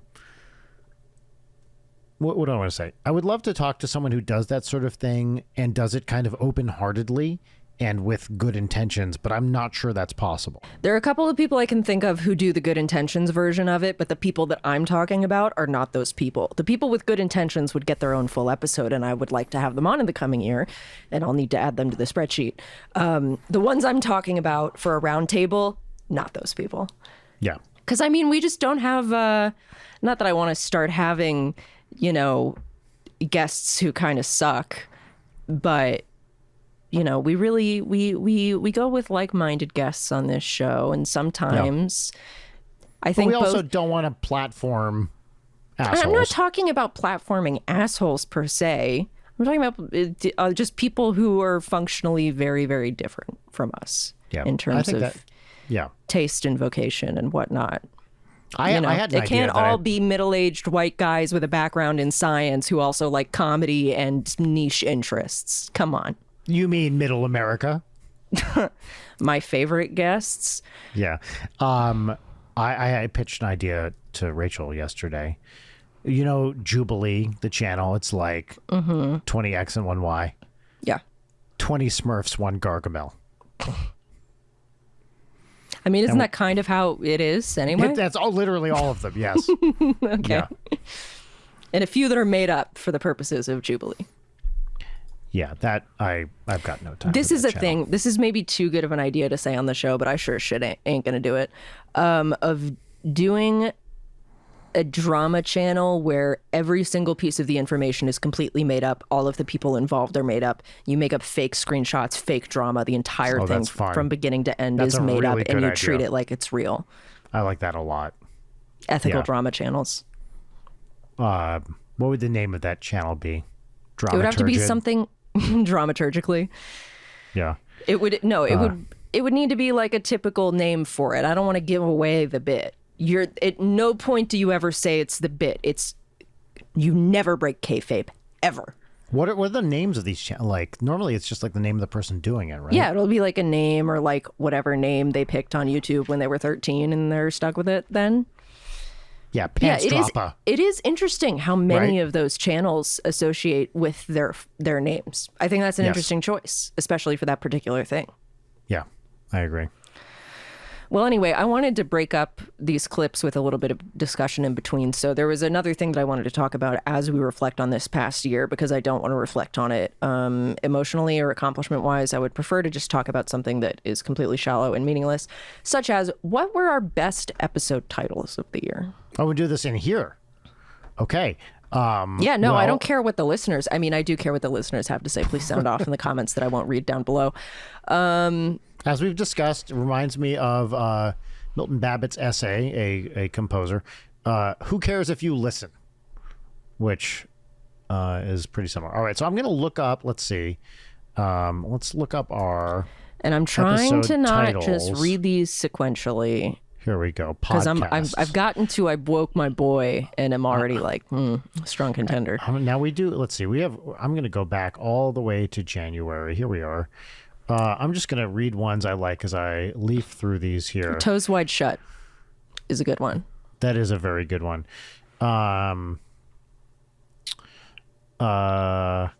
Lube it up the smooch zone. No, bad. Yes, the opposite of bad. One we're gonna come back to in 263, which is one I like a lot. I gotta say, Which Shape Wants to Hurt You is in the running for me. I like that. Let's see what else we got here. Corn, Sweat, and Tears, pretty good. I appreciate the imprimatur of journalism because it taught me that word. And I believe Journalism it's- is the word I'm talking about. Yes, of course. Imprimatur. I think we were saying it wrong, I believe. Yeah, Toes Wide Shut is very good. Dogma 2025, pretty good. Adventures Through Inner Thigh, already mentioned with Dave Cobb. Fantastic. Yeah. Tough year for titles, honestly, scrolling through these. I think 299, which we're going to come up to, is pretty good, too. Nevertheless, She Edged. I think it's Toes Wide Shut for me. Yeah, I think that's the best one. All right. Congratulations, Successful Toes Wide segment. Shut. Now, do we get to now? I think that was mine, right? I believe I came up with that. I mean, you came up with it within the bit on the episode, so yes. Yeah, so I get my flowers for this. You're welcome, society. You get what? my flowers for that. Right? I thought you said mind powers. That's right. All right. Well, Yes, I get my, now I that get you've mind power with that. you've won the mind powers, how about you introduce the next clip? Well, it's from Toes Wide Shut. It's episode 284. Man, we couldn't have And done this better is- if we tried. I know. Best episode title of the year by unanimous decision, and we're just going to talk about some feet stuff. Yeah, you're Leighton Gray. I'm Brian Wack. This is our podcast. This is episode, I think, 284. There's something very sweet about just saying this is our podcast. Yeah. It's like, welcome to our home. This is our pod. Wipe your feet before you come in, won't you, listeners? Do you want a glass of water? Anything? Can I get you anything? You don't have to take off your shoes. It's fine. You're never leaving here alive. For me, you have to take off your shoes because I want to see them. You want to see them, dogs? I want to see them.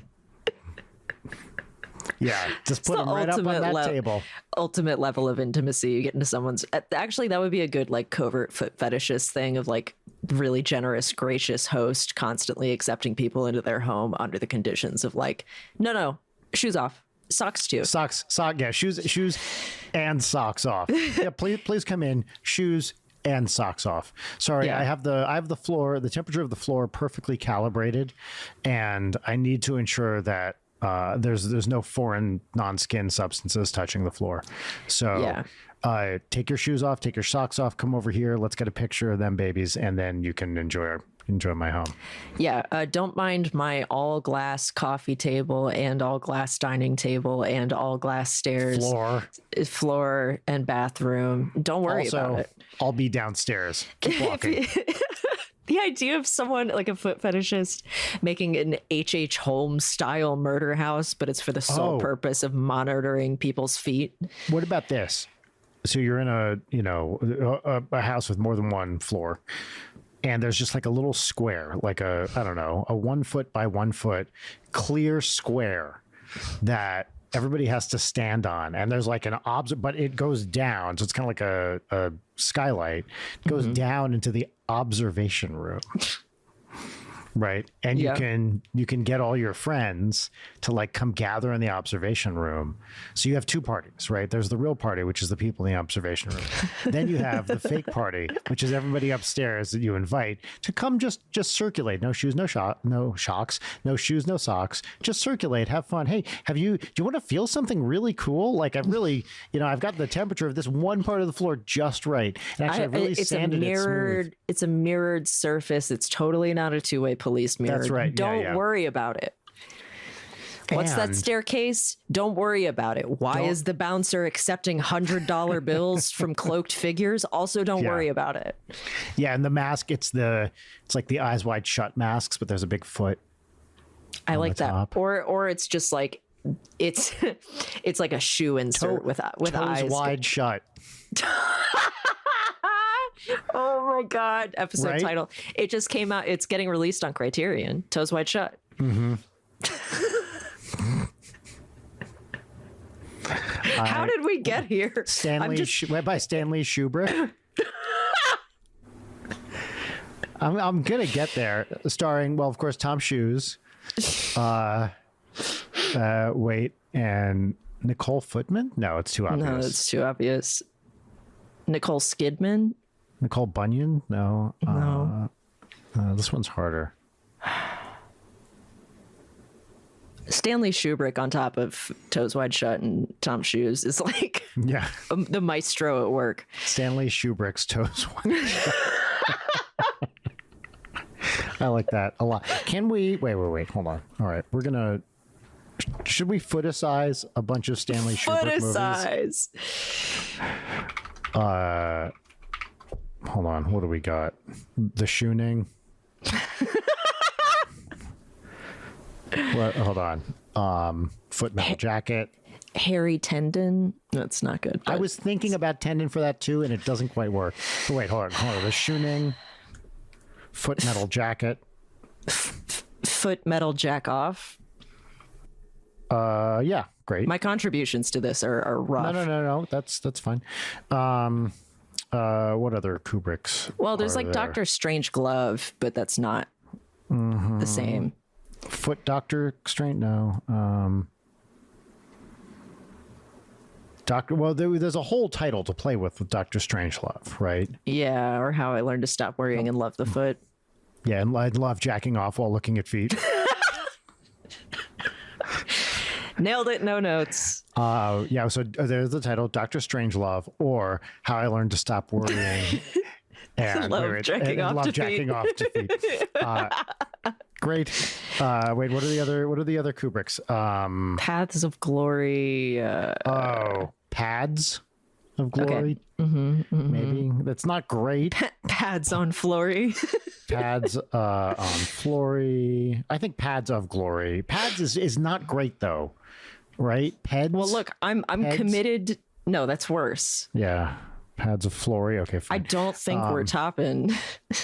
Toes no, Wide we're Shut. not. But what are the other Kubrick movies? Hold on. Wait. 2001.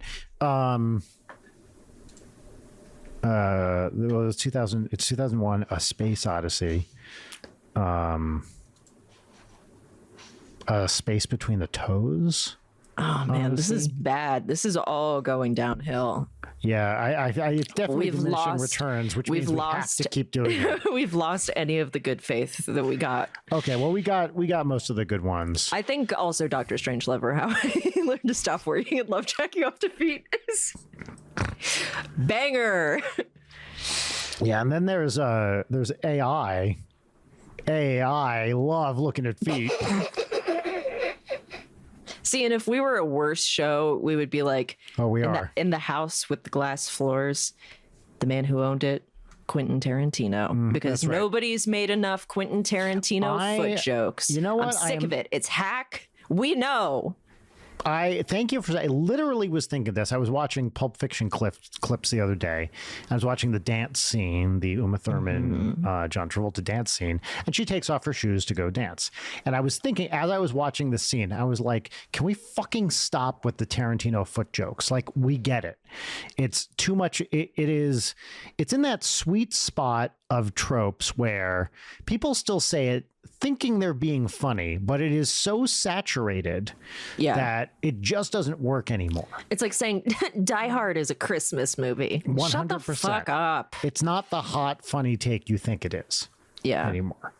Come up with a better joke. Who's someone else who has a foot fetish that isn't getting nearly enough?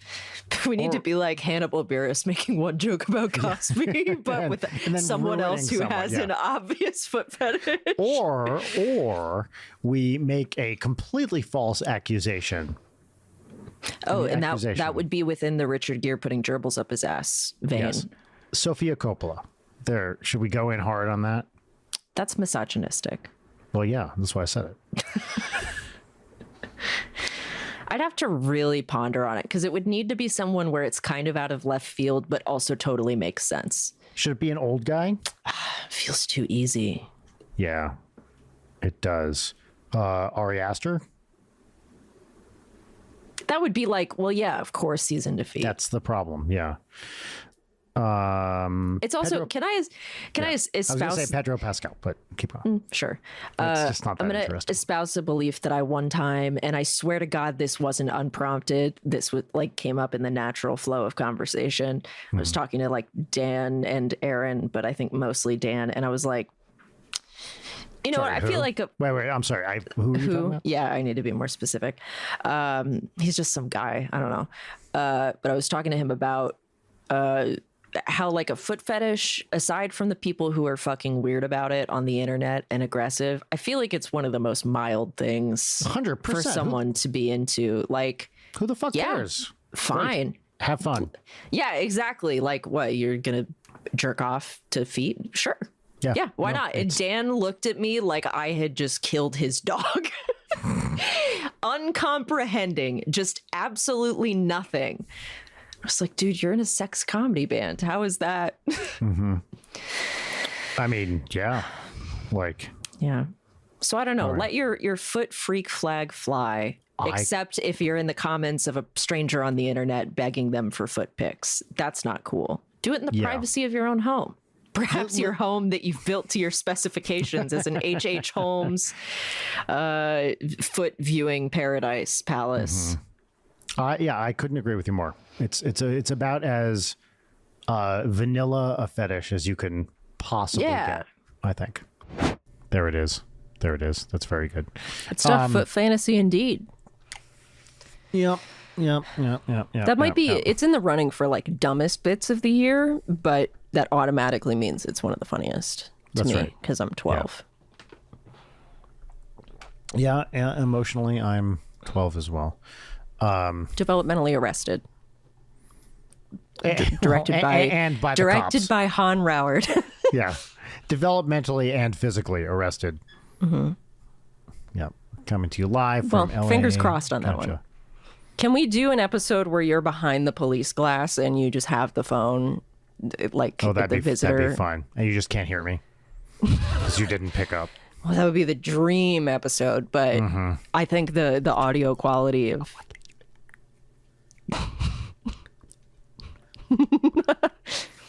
Yeah, no, but I think the audio quality with like prison Foley and like the yeah, like clanking and like, yeah, exactly. Yeah. It's great. A No fight touching. breaks Someone's out. just screaming no touching all the time. Yeah. Yeah, good luck with that one, buddy. All right, moving on. Now, this was a highlight of the year for me. This is I went to get some medical things done, and it didn't go so great for your boy. And we're going to talk about this, or I'm going to tell this story on episode 290. This is honestly one of the ones I remember best from this year. You know what I'm talking about here, right? You remember this one? I do. Yeah. This is from episode 290, Cinema's Scummiest Scumbags, and it's me talking about my medical misadventures. I've been waiting to tell a story for a couple weeks now, and I'm glad I waited until this episode because it's very appropriate, I think. Right. So I do want to get into this, but I want to start with a kind of a scumbag story, if I may. Please. I don't need your permission, but okay. Go fuck yourself. Thank you. Now I'm not that's going a to give scumbag move. I'm not going to give you any wine coolers out of my trench coat. Oh, well, that's fine. I like them nice and warm anyway. So recently I've been having some mild GI problems, and I went to a doctor, and the doctor sent me in for some tests, blood tests, and he said, I'd like you to do a stool sample as well. So I go into the testing facility where they draw the blood, and doctor's like, you can pick up the stool stuff at the testing facility. So I go, I get my blood drawn, and the guy at the little testing facility hands me a paper bag with basically a bucket and a vial and a little popsicle stick in it. And he goes, here you go. Here's the stuff. You can do this at home. And I'm like, well, I'm here. There's a bathroom. Let me just take care of business. So I go into the bathroom. I shit in the bucket. I get it into the vial, and the less said about that, the better. Okay. But then I take all the stuff with me. I'm not going to throw this out in the bathroom. I take it all with me, and I put it back in the paper bag they gave me, and I hand in the sample. Or what you have to do is you have to get back in line to hand in the sample. So I check back in, sit down in a little waiting room, and I wait to hand in my sample. And while I'm waiting, the receptionist calls me up, and she goes, now, as far as anyone knows, I went for a test. I went to this bathroom. I came out and I handed in a vial. And this receptionist called me up, and she goes, sir, you cannot do that in here. This is not the place for that. And you were told not to do that in here. And I was like, no. What I was told is you can do this at home. So I decided just to do it here. And she's like, he did not say that. He told you to do that at home and not here. And I'm like, I'm so sorry. I just thought I would get it rather than drive 20 minutes home and 20 minutes back. I would just take care of this right now. And she goes, you know that what you did was wrong. And I'm like, I really don't. I'm so sorry. If I thought that I wasn't supposed to do this here, I wouldn't have done it. But I was like, I have all my trash with me, and I hold up the paper bag with my shit bucket in it. And I'm like, I took everything. I didn't throw anything out in there. So I'm not, I was very cognizant. And she's like, okay, but he told you not to do that. I'm like, he really didn't. And if he had, I would have listened to him. And then I walk out of the facility completely mortified. It's full waiting room. And as I'm walking in my car, I'm like, everyone thinks I was jerking off in there. Because all they saw me do was walk into a bathroom and then come out with a vial in a little plastic bag and hand it in. And at no point was stool sample ever mentioned. Ever. So as far as everybody in this waiting room, a panoply of demographics, indeed, young, old, male, female, everything. Like, everyone watched me And thank God I was wearing a mask, so it's not like recognizable. And this is always, of course, the exact situation where someone's like, Ninja Brian? I'm your biggest that's fan," where I thought the story was going when she called you up, not getting scolded for shitting into a vial. No. And I was mortified, then furious, and then both. I love gaslighting you about where you are and are not allowed to shit. And I'm like, also, it's a lab. Like, this is literally where you go to collect samples. So did they take it then, or did you have to leave and then come back? No, they took it then. Then what's the fucking problem? What's the problem? You were in a bathroom. It's not like you were in the waiting room. Oh, the detail I left out is, so I go to the bathroom. And you jerk off. Perform the, I was shitting. Of course I'm jerking off. I get the shit into the vial. And then I realize I have to write my name on the vial. So I come out of the bathroom. I wash I'm very clean about this whole thing. I've been shitting for 50 years. I'm quite good at it. And pro shitter. Tony Hawk's pro shitter too. I put everything away. And I go out to the reception. I'm like, hey, can I borrow a pen? I gotta write my name on the thing. And I realized that when I walked out to get the pen, the guy who drew my blood was like looking at me. And then he called, so I saw him call someone else over, and they were like whispering. And I had, in retrospect, I was like, oh my God, they were like ready to scold me for this thing that I did wrong. A conspiracy. Yeah. So I don't know. I felt bad, but also I was like, be clear with the fucking rules. If I'm not supposed to shit in your bathroom, the place where shit goes, the only place, you should be glad that I shit in your bathroom and not somewhere else. Where do you want me to shit? Yeah. Really, what difference does it make? Yeah, you're being conscientious. I'm a responsible shitter.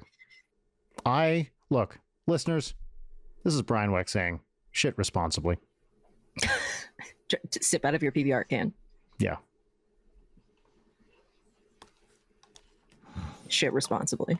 Which is what I'm going to do after this recording, drinking an entire Dunkin' Donuts. So that's a story I've been waiting to tell for a couple weeks. I'm amazed that you didn't tell me about it already, because you told me. Well, I was waiting to tell you on air because I knew you would like it. Yeah. And believe me, I almost texted you immediately. And I was like, you know what? This is going to be better if I save it for the pod. In public, but even worse is getting scolded about your own shit. And even worse is getting scolded about your own shit, and everyone else thinks it's because you were jerking off. You were jerking off. Larry Davidian of you. Yeah. Oh, brother. Yeah, indeed. It was like exactly what it was, like a curb moment. Do you have to go back to that place and face them again, or are you good? I do not. I mean, not now. Good. But I don't know. Anyway, that's my story. And I feel like the background must be there's a story there. Anytime there's a rule like that, there's a story. And this lady is probably like, it's the fifth man I've had shitting in a bucket. Well, because it does make sense. If you have your shit bucket, they don't want you, there's no place to throw it out in the bathroom. It's just like a waste paper basket, right? Which is why I carefully packed it up and brought it out with me, because I was like, it would be disgusting for me to throw this out in here. Yeah. Yeah. Anyway, that's my scumbag story. So I'm just a good intro. Little scumbag shitter. Gross. Great bit. And I know I discussed this, but I felt listening to this after the fact, like, I know I say everyone thought I was jerking off in there. I could have been doing both. They're not mutually exclusive. I'm very good at my job. Yeah, that's right. Yeah. That's right. The funniest thing in the world to me is you being humiliated in public, which I know is on your list of things. So, it's a win-win for everybody involved, including the listener. Also, I defined everywhere as public, so it actually works out pretty well for me. Yeah. Yes. Except for the basement. No spy cams in the basement. Right. All the information I need to get, I achieve through sound. Like, yeah. And the less said about that, the better. Right. Okay. Let's see. What do we got Do next? we want to do all of these? This feels like a lot. No, it really doesn't feel like a lot. Okay. We're You're giving not the the one people who- what they want.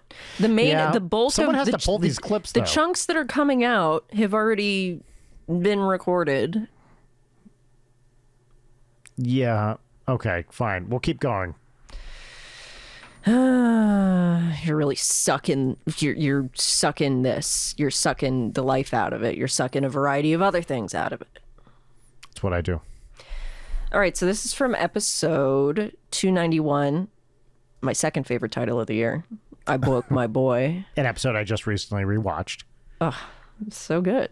It's like the most emotive you ever see Jonathan Banks in anything. Yeah, it's amazing. He's so good. He's the fucking best. You could make it not so easy. Oh, I'm gonna watch that once we get off this call. I just watched that. Literally just watched that episode. Which also, I had forgotten that was the episode with it's the season finale, and maybe it's the one before the finale. Yeah, sorry, it's the one before the finale. It's episode 9 of season 1, where it's that Chuck and Jimmy conversation where Chuck admits to, you're not a real lawyer, that bit. Oh yeah, It's fucking brutal. I'm conflating it with like 8 other brutal Chuck conversations. Yeah. You never really mattered that much to me. Yeah. Ugh. Terrible. Yeah. Anyway, keep introducing the bit. Yeah, anyway, I didn't even want to say anything about the bit, but let's learn a little bit more about Brian's side hustle. Yeah, so they always kind of came as a shock to me. It's weird, like, the things you fixate on as a child becomes clear going through my early writings. I was really into sushi, like not even specific rock stars, but the concept of rock stars. Money, Pirates of the Caribbean. Rockstar's Money and Sushi sounds like my fucking life. Am I Yeah, right? a day in the life of Brian Wacht is what I was describing. Cooking shows, specifically Ace of Cakes, like a really laser focused Ace of Cakes thing, and Webkins and using the computer. Like that was kind of my. I'm into webcams wheelhouse. too. Like I make a lot of money that way. I know you are. I know Yeah. you are. I was just rewatching the scene from Better Call Saul where Jimmy is explaining to the cops Squat Cobbler. What a masterful scene. It's so fucking good. Yeah. You know about my webcam channel, right? It's called Tummy Time, and it's just a close up on its waist up to mid chest. And it's just me like doing little dances, and I'll turn around sometimes, but never. But that's not 180. tummy time. Listen, will you fucking listen to me? 90 degrees to either side, not a 180. Okay? So it is tummy time. Thank you very much. They don't see the full back. Not dead That on. costs extra. They'll see it from, from the side, which you can still see the tummy.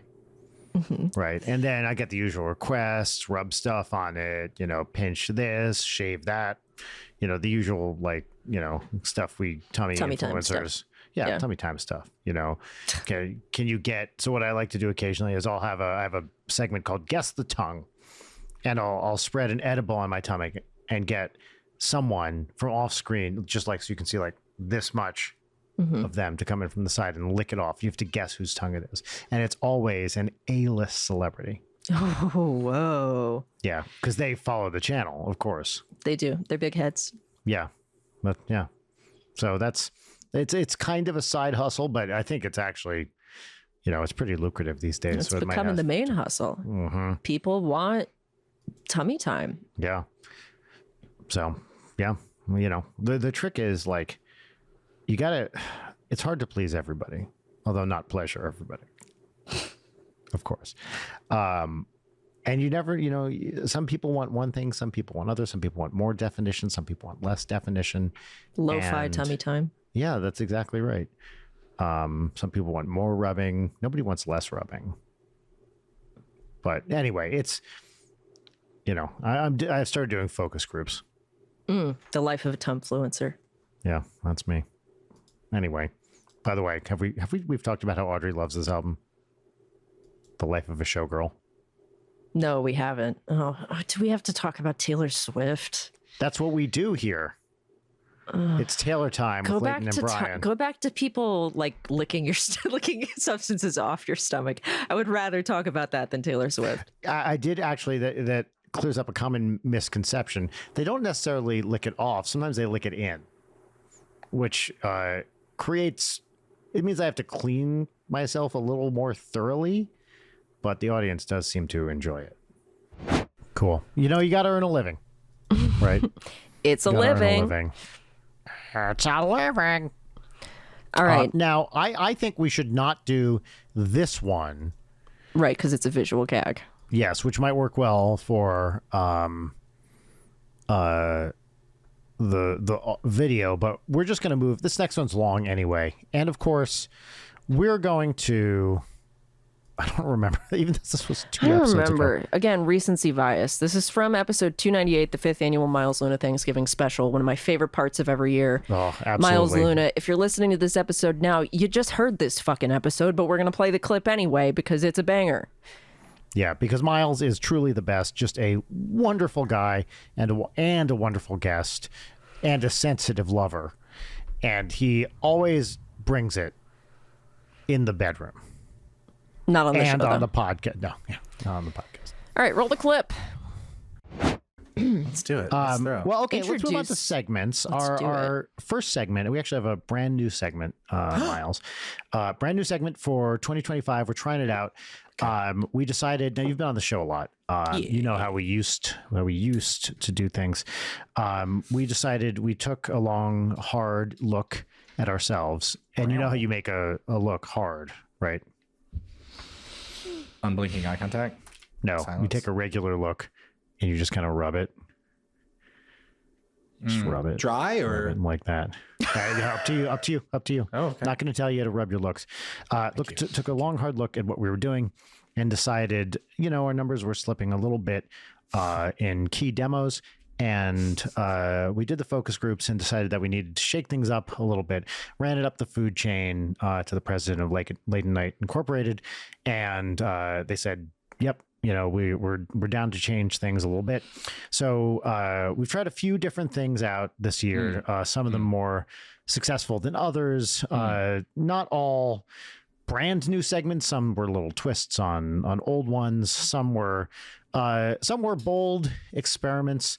We tried ranking chewing gum for a while, and that was a bad choice for an audio podcast. The people with misophonia were loving it. Yeah, I mean, really just chewing directly into the microphone. A lot of soft, wet lip smacking. Didn't go over so well. Bubbles popping, and for the people in the lunar popping community, anti-popping community, because there's big internecine conflicts between the two. Yeah. Can I just Continue, introduce my sir. segment real quick? Thanks. No, Katie. you can't. We had a whole segment called "What Do Girls Like," which unfortunately we didn't figure out, and a whole segment, our favorite noises.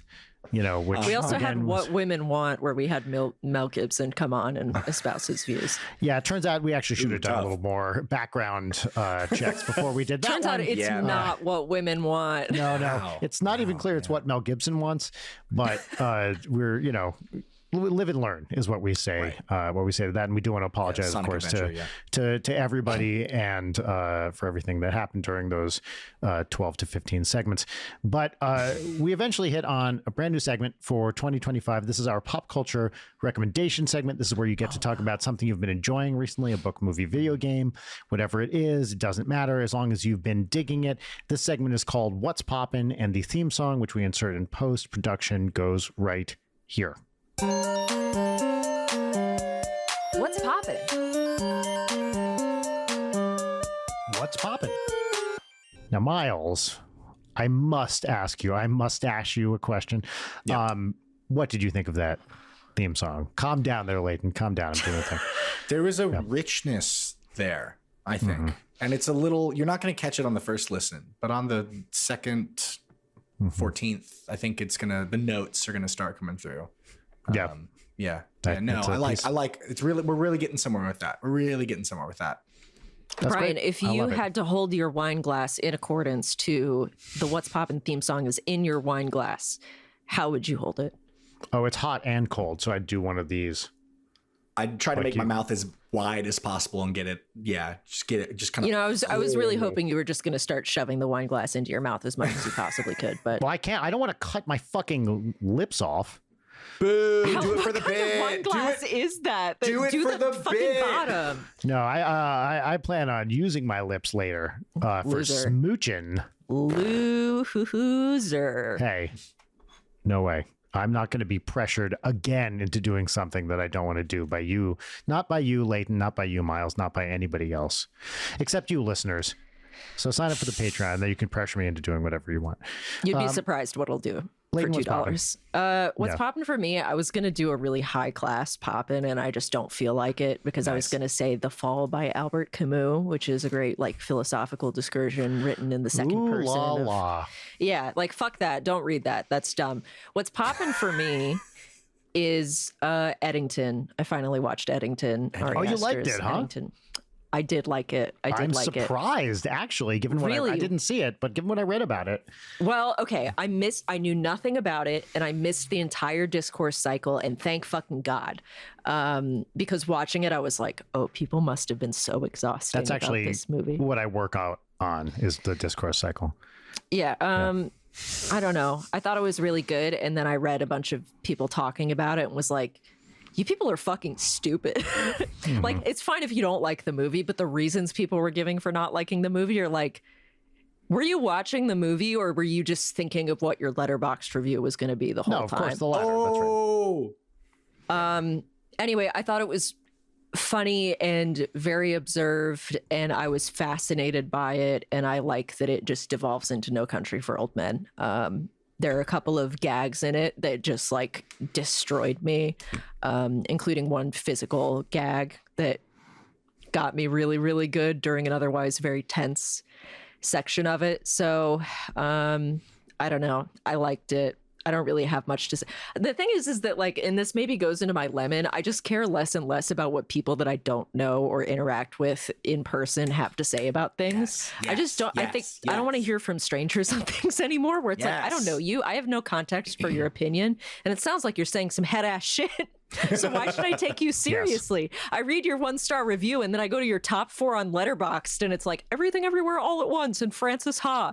Not to say that those movies are not good.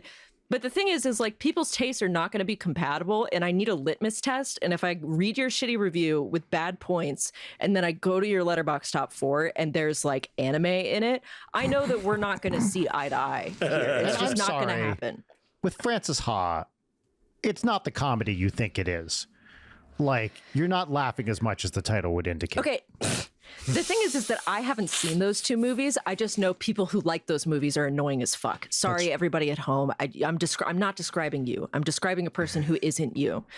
Anyway, sorry, this turned into like what my lemon was going to be. Anyway, I thought Eddington was very entertaining and I liked it better than the 3/4 of Beau is Afraid that I watched because I really liked what I watched of Beau is Afraid, but then it made me I had an unrelated panic attack, which is probably what Ari Aster would have wanted, and then my rental period ran out, so I never finished it.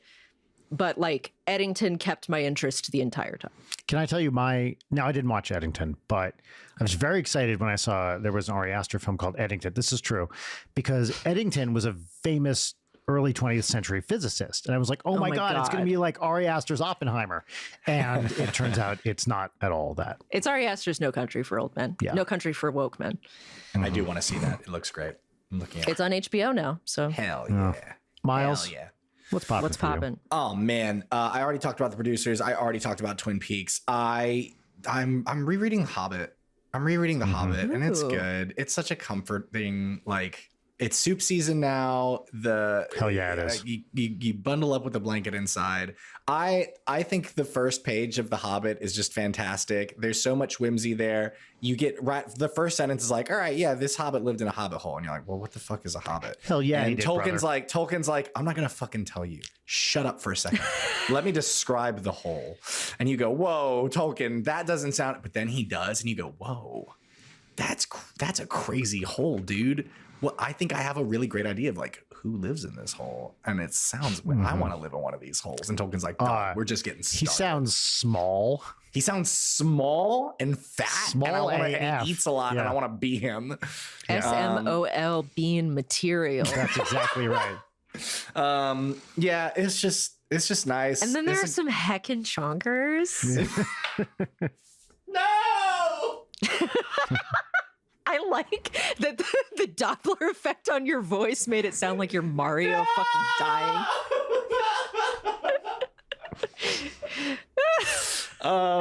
Yeah, man, the A Hobbit. heckin' pupperino. I'm gonna fucking kill myself. No. That's what I like to hear from guests. Oh, Yes. Lelols. That's my what's poppin'. Fantastic. Now that you can hear that our introductions are getting more and more terse as we lose steam. So Yeah, I think. because I've been drinking and I still have to work after that. Do you really? Yeah, I do. It's not like Wait, hard work. you have to work? What's your home address? All right. Can you just real quick dox yourself? Well, obviously that's both of our favorite things to do is dox me. Well, I am a doctor. Sorry, Doxter. Doxter Brian Wecht. Doxter Brian Wecht. Yeah. Now it's time for a clip from episode 299, which just happened. Nevertheless, I think she we have edged. 2 clips from We do this have 2 show. clips from this episode. So why don't we just do them back to back? We don't even That's need what I to was trying to introduce do both of them. before. I totally agree. So this is our most recent non-best of episode. And I think there was some fun stuff in And this the one. recency bias here, is it because we're lazy or because we've just been on top of it comedically? I feel like the last few episodes were very, very good, honestly. And I agree, because we yeah. came out of we had a fall where we were both incredibly busy. I was on the road a lot. Mm-hmm. You know, I had my various legal and ethical indiscretions, which I'd Right. prefer not to discuss. And I had mine. And you had your yes, of course, not to diminish your Women's immorality. women's Yeah, that's voices, right. supporting women's rights and women's wrongs. Such as they are. But I had this whole Werner style basement put in, which was You mean an Werner as ordeal. in Herzog and not as in Better Call Saul? that's right. They had to drag a battleship up a hill and then put it in my basement. Yeah, that's right. And I spent a while living in the woods with a bear. Yeah. Well, what's the clip of Werner Herzog after listening to the Grizzly Man tape of like, no one should ever listen to this? Yeah. Anyway, That's him. That's his review of the show. That's right. No one should ever listen to this. Someone please Also, tastelessly edit a clip of us talking on this show into the clip Yeah. of him sitting in that white void talking. Just heard it. it's the best. The show sucks. All right, here's another great clip from Nevertheless She Edged, episode 299. I chaperoned a 6th grade field trip today. Wow. Two? Well, it was a 6th and 7th grade. No, it wasn't. But to a local community college, because they have like a planetarium and some kind of okay. science outreach thing. Planetarium was cool. The science outreach thing was hot garbage. It was like way below the level of where these kids were. Did you give them notes? I may have mentioned to some of the other chaperones that the information being presented was incorrect in a variety of ways. Did they love it? Of course they did. Everyone loves a know-it-all. The lady running it was old and gruff. And I mean, maybe a retired teacher who is doing this now as like a retirement job. But her way of getting the kids to do things is she would ring a little chime and then go, do it now. I need that around my home. I need a Chime. gruff older woman to chime and then do it now. Do it now. In a way that like, there's a way of doing that where it's endearing. That was not this woman's Okay. It's like clicker training a dog. Yeah, pretty much. I'm not going to go off on the whole thing, but I will say there was one kid who answered every question with 6-7. I mean, every question. Does anyone know how many forms of energy there are? 6-7. What's the length of a day on Neptune? 67 minutes. Everything. How many galaxies are there? 6,000,000,007. Like, and I'm not exaggerating. Everything. And then at one point, someone like something, the number 165 came up. That actually might be a year on Neptune is 165 Earth years or something like that. And the kid went, "Oh, only 2 off." Now, did this gruff woman with the bell understand? No. Okay, that's even better. That's actually, I respect the bit and the commitment to it. He was nobody's favorite, and he kept doing it to the point where, look, I've been known to run something into the ground from time to time in my day. Not recently. No, never. No, I know. I can tell you're shocked. But, and I like, if this were done well, I would respect it. It was not done well. It was not a thoughtful running it into the ground. It was clearly pissing everybody off, especially the other kids. Oh my God. Audrey was like, there's this kid and all he does is 6-7. She was telling me this yesterday. She was trying to help him with a math thing because he was like confused about something. I know, literally yesterday. She was like, I was trying to help kid with math, and I was like, hey, what do you get when you divide blah blah blah? 6-7. No, like, do you want me to help you? Yeah. What do you get? 6-7. Okay. And then she's like, all right, well, I'm not going to help you then. And the kid's like, no, anyway. And I was like, I thought she was exaggerating. So skippity. I know. Well, believe me, that is always what I go to. Also, as she told me, she's like, that's done now. Now they're on to 41. Did you know 41 is a thing now? Like some 41? I can only assume so. What 11-year-old doesn't love some 41? She said that this kid goes for 6-7 or 41 or 21. And I was like, are those, this is, again, literally yesterday we're having this conversation. Have kids given up on 69? Well, isn't this interesting? Because as far as I know, they have not, I've never heard them mention it. Now, there were, at the planetarium today, a ton of jokes about Uranus? Correct.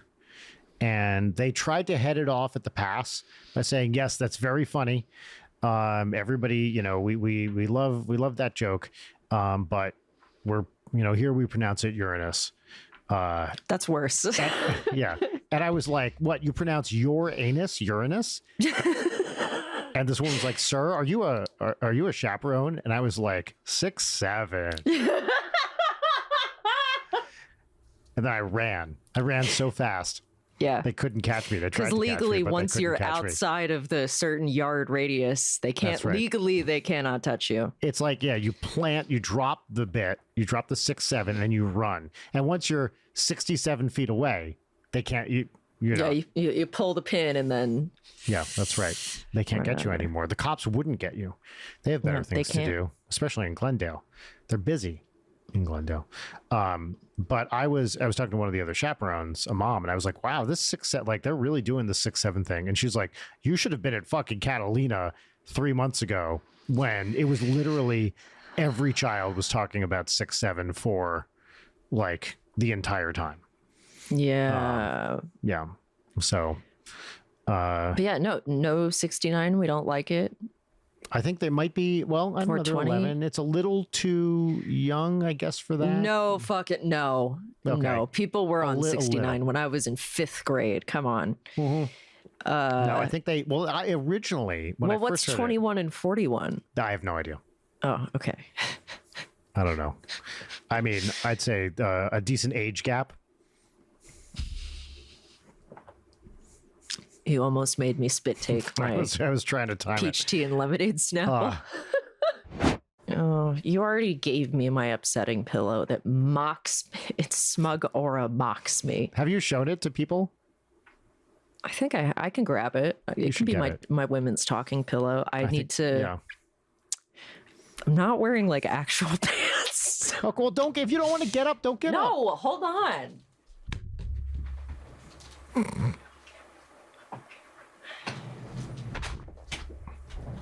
Like how now you're edging into frame because of your lack of pants. Very, That's good stuff. Look, I'm a classy lady. It was hot today, and It was stupid hot today.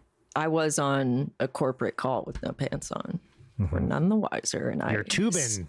And I snapped at one of my higher ups. It's like, you don't even know I don't have pants on. Yeah. Anyway, so this pillow that Brian got for me that I hate. I found at a thrift store, and I was like, this is a Christmas gift for. For the audio only listeners, it says, nevertheless, she persisted. In Wine Mom font. In Wine Mom font, and maybe loves this pillow because she is a girl boss. But, I feel kind of hypocritical owning this pillow due to the recent fire I've come under both online in my personal life and at my corporate job for being a raging misogynist. Mm-hmm. Yeah. Well, that's why I like you. Thanks. I know. Yeah. For all the things that I update you about in terms of my professional life, I really wish I could talk about them on this show. Oh, I do too, because it would be very funny. Because they're so funny. Can you give us anything? Can you give us a little taste? I won't say I'll be accused of being a misogynist. Where you work, but it is affiliated with the Joe Rogan Comedy Mothership. Yeah, but it's more on the governmental side of things. That's right. On the regulatory side. Yeah. Got you part-time with Doge, of course. Naturally, which they say that was dissolved, but it still exists. That's right. I mean, I believe your nom de Doge is slightly smaller balls. You got me. Mm-hmm. Yeah, no, I don't mean to imply that I was accused of being misogynistic at my job, but I wasn't not accused of being misogynistic towards fictional characters at my job. Mm-hmm. And if I just have to maintain brand integrity, Brian. It's really important as we keep up the cadence of this work that, we represent the brand in a way that fucking goddamn fuck. Yeah. The corporation is, of course, Leighton Night with Brian Woko, which is our corporate entity. I like that. We should incorporate. Leighton Night with Brian Woko.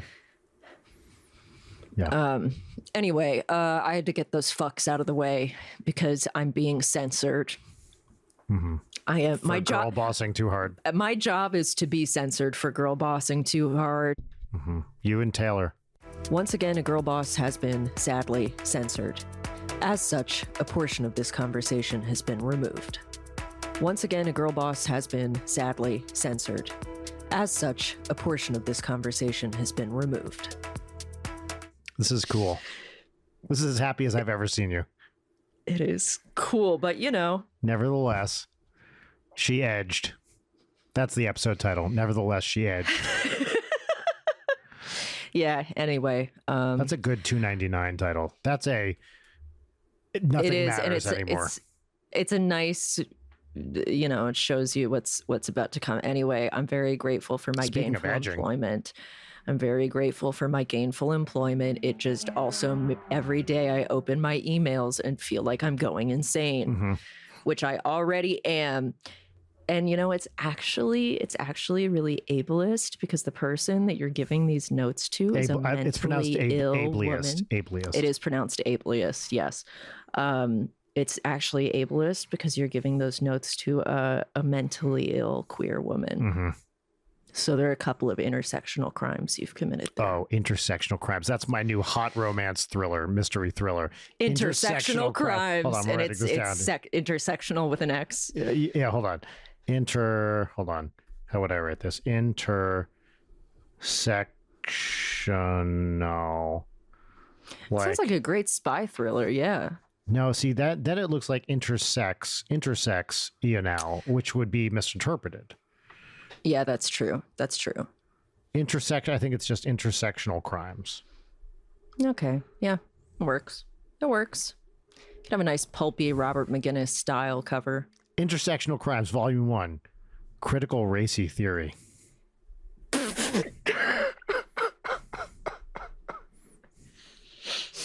What can we talk about that really hews along the brand guidelines? Well, here's an idea. What if we came up with our brand guidelines? Our corporate brand guidelines. Would you be interested in doing that? Would that actually be fun or interesting? I don't think so. I think we set a new standard for what our corporate guidelines are each and every day, with moving forward with an inclusive vision for Mm-hmm. I've been very lucky, except for when I was a professor. I've never had to deal with corpo speak. And even then, it was like academic corpo speak. Because at least in the UK, and I think this is happening here too, and has been for a while, the UK started like getting a lot of middle management in universities, and everything got very like metric oriented and talking about, students as consumers type bullshit, which was awful. That does sound terrible. Yes. I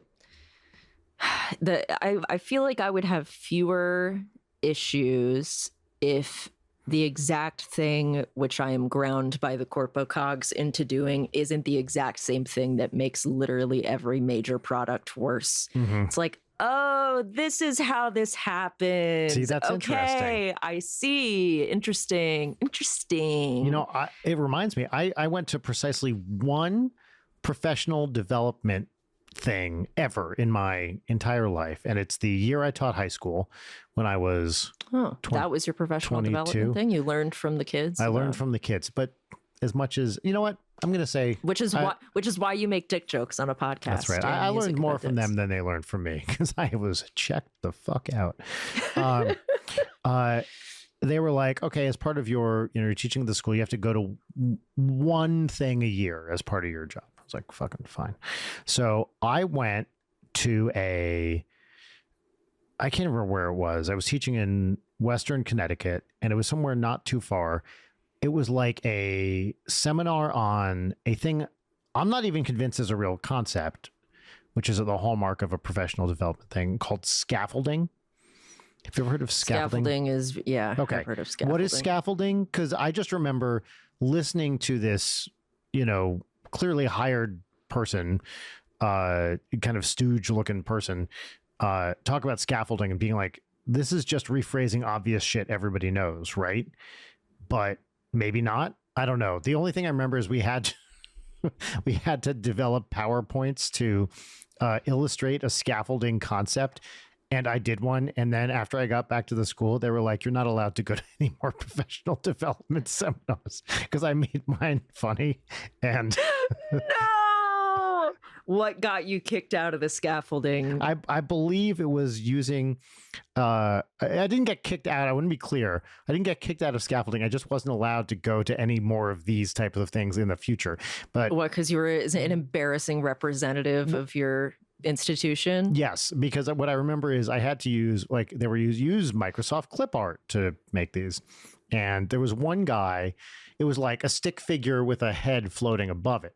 And then there was some other guy in like a cowboy hat. And I remember I had the two of them talking. And the guy with the floating head was saying, I have a congenital neck deformity. And the other guy said, is it time for waffles yet? And so I guess this didn't, will it play in Peoria, Leighton? This one will not. So how did they know? Did the congenital neck disease thing get back to someone on your staff? I can only presume that someone communicated with the school I was teaching at. It was like, what's going on with this guy? Who was the narc? Probably the person leading the seminar, because we had to give our presentations. And I was like, and it's like me and a bunch of like middle-aged teachers who are there, because they have to have however many professional development credits. And since then, I have a congenital neck deformity. Is it time for waffles yet? Is a little in joke between me and a couple of my friends, because I told them about this and they thought that was great. But nobody else did. Pearls before swine. Yeah, indeed. So that's my professional development story. Was I professionally developed? I mean, not that point. I mean, this would have been 1998, the year after you were born. You were It's a nice one.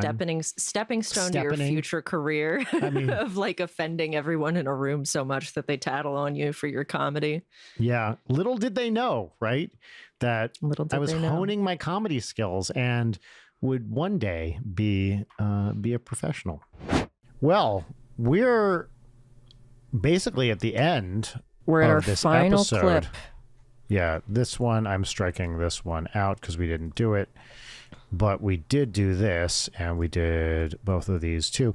And we are now we're going to go back to the one that you wanted to save for last. Because it was your hardest laugh of the year. And I know that I'm a seagull cackler, and you could, have a multi-hour run of me doing the seagull cackle. However, Brian, you don't get very expressive with your laughs a bunch. So this is really significant in the history of this show. It's true. I mean, Miles being responsible for one of the biggest of all time with the original One Bad Gloop thing. That it's, I don't know if it just comes from being a comedy person or whatever. It's, I laugh. Over all that comedy stuff. Yeah, that's funny. I like this one. Kudos. Hilarious. That's what cute. I say. Yeah. Very funny. Very funny. But there are certain times on the show when I have lost my entire mind. And certainly One Bad Gloop was, I believe Miles' first appearance on the show. Yes. An experience I remember very vividly because it was so funny. That was like cry laughing. And see, the thing is I feel like you don't get got by like really internety shit often. No. And Yes. that is extremely internety. Very internety. Yeah, that's right. And this one, yeah, I had a good time. So look, you can't say we're just adults having a great time, right? Much like in the magazines, Turn On, Tail Ends, Glimpse, Wet Fuck, Shocking Screen, And its less successful sister magazine, Dry Fuck. Letters and Erotic Sounds. Ooh, I like In Focus. Yeah, In Focus, very good. This one says macho, but it clearly looks like nacho. Truckin' Mamas. The M is alive. Yeah, Truckin' Mamas. Look, Top folks, Heavy lockbooks.com for all of your weird Yeah. zine needs, please. Yeah, Bawling. Well, look at the graphic on Bawling. Yeah, I mean, I partially got this for you, A, because does that say dough? Lower right? Lower left, whichever It direction. certainly looks like it. Oh, no, it says ooh. Ooh. Ooh. Yeah. Look at the M in Maverick. That's suspicious. I don't support that. I mean, Nope. I look, sex work is work, but Maverick, do that M better. Sex work is work. Graphic design isn't. Oh, that Great. on a shirt, but it looks like shit. Every letter is in a different font. That's like a graphic design is my passion type. Yeah, type it is. Thing. Right. Yeah. Anyway, what I was going to say, I got it partially, A, because, it's a bunch of names of porno magazines, and that's funny to you. But also because I thought the logos are very similar to what you do with NSP, and it would be nice if you have to go into a meeting trying to figure out, promotional materials for your next tour or album or what have you with this little book of awfulness. Guys, can we look at the logo from Vagina Magazine from 1979? I think this really has something. You need to be wearing glasses and like have a cigar, like you go full like madman with it. Yes, You I have want a to look cigarette, like, but you're holding it like in the very bottom of the knuckle. I want to look like Elliot Gould in Ocean's 11. I've never seen Ocean's 11, but I know what Elliot Gould looks like. No, but not in Ocean. You know what hot Elliot Gould looks like, and hot Elliot Gould is fucking hot. But look up Terry, I think is his name, in Ocean's 11. Oh, I see it. Yeah, I see it. Or also similarly, Bryan Cranston in The Studio. This is a real Larry's dad on Curb look. Very much so. That's exactly correct. It's the exact glasses. I am getting, I'm 50 years old. I'm getting to an age where I can unironically dress like this and have people just be like, I guess that's his thing. You're in your statement glasses era. I am. Honestly, yeah. I think you should commit to the glasses. I just don't see as well with the glasses. I see better with the contacts. Seeing's overrated. That's why we do podcasting. Yeah, that's true. And turn everything into a video. Yeah, I the often two people watch, and one of them is our video editor. Yeah, I do think, as I approach senescence here, good word. Thank you. I should start dressing more insane. I mean, generally I'm a t-shirt and jeans kind of guy. Get weird with it. You're gonna die soon anyway. Yeah. When I get into my horse-drawn carriage accident tomorrow, you're really going to be regretting that. Yeah. Sorry, blimp. No, I should have said blimp. You're dirigible. Or your penny farthing. Well, I'm only dirigible because I've been rubbing it.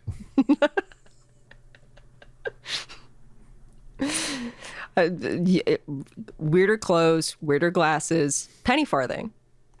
Yeah. Oh, yeah. Or velocipede. Where do you put the penny farthing? And how do I keep Audrey? She's going to want to ride that giant bike. You're an adult all the time.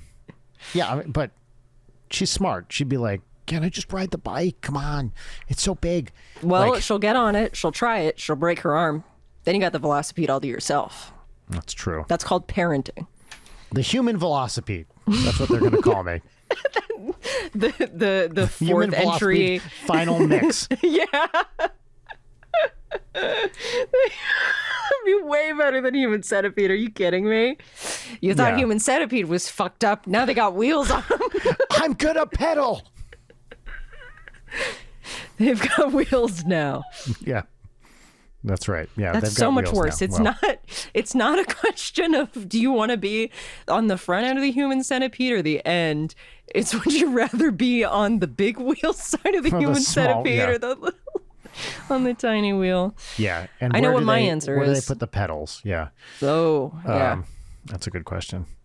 Anyway, this is our final clip of this episode. This is from episode 263, The Shroud of Touring. Parentheses, disturbing video, and this is about a disturbing video. I wonder, here's another segment we haven't done in a while. Should I go into my spam folder and see if there's anything good in there? You should, just because the theme song's a banger. What if I went into the NSP spam folder? Oh, yes, you should. Let's see. Hark, fellow travelers, and welcome to the bit known as Spam-A-Lot. Now, was this going to be good at all? Okay. Well, mine was a real flop, so. Okay. Well, let's see. There's a lot of politics in here, but here we go. There's an email from I can't see the address the way this is displaying it, but it's from someone called Female Fantasy. And the subject is it has an ending that is so great. Oh man, this is actually vastly better than I thought it would be. Asian sex cult. Penis ritual leaked. Parentheses, disturbing video. This might be the hardest I've ever laughed on this show. Can we see this? Yeah, I see it. Oh my God. Oh, I'm actually crying. It was like, okay. And then I saw disturbing video in parentheses at the end. Oh, what a great subject for an email. Disturbing video. And if I scroll down, there's no video. It's just penis enlargement stuff. Oh, that's a good one. Hold on, I need a minute. Oh, That's so beautiful. I knew that was something special when you just couldn't contain it. it's hard to read. Asian sex cult penis ritual leaked. Disturbing video. The fact Episode that you title, disturbing video. Parentheses. The fact that you could only go one word at a time. Oh, that was a really good one. Let's see. Is there anything? What else you got in there? I feel like we're not going to top that, but let's. Yeah, but try.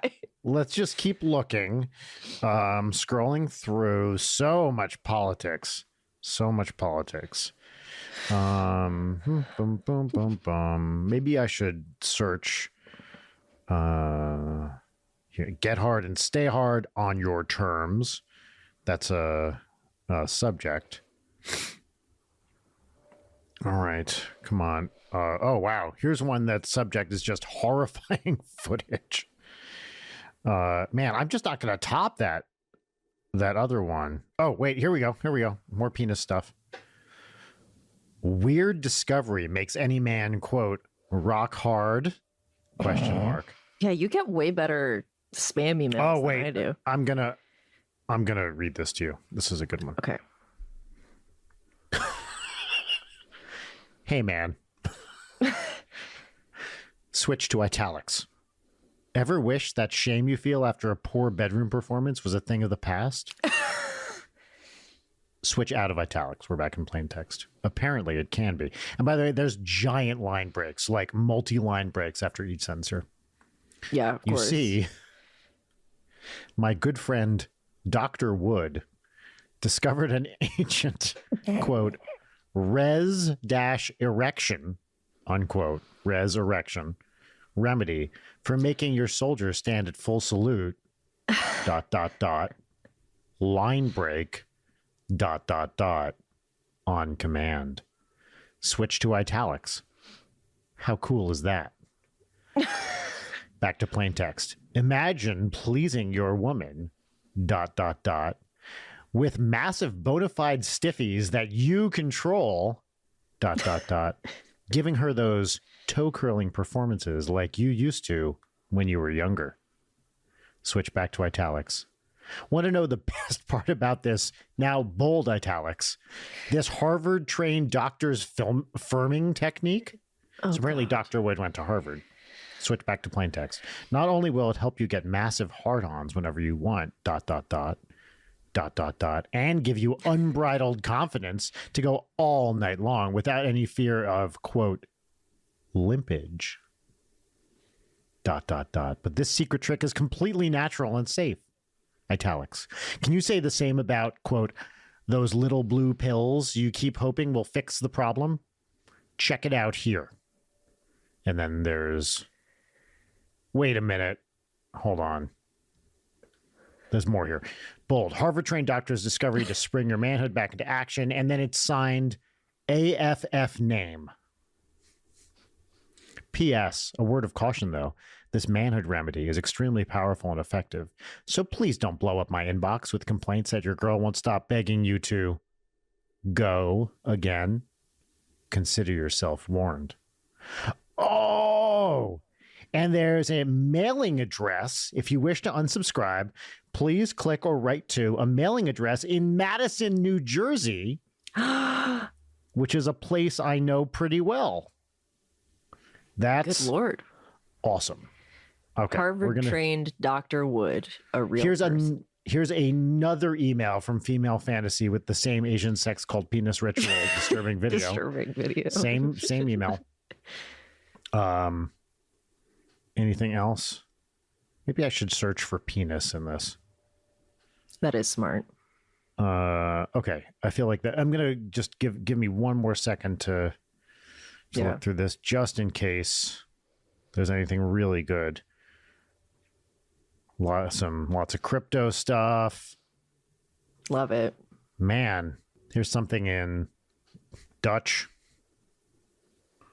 All right. No, this is good enough. I'm not going to top that first one. Yeah, that was successful. Great. Wow, what a segment. Disturbing video. We should do that for every video version of this show that we release. Episode disturbing 263. Disturbing video.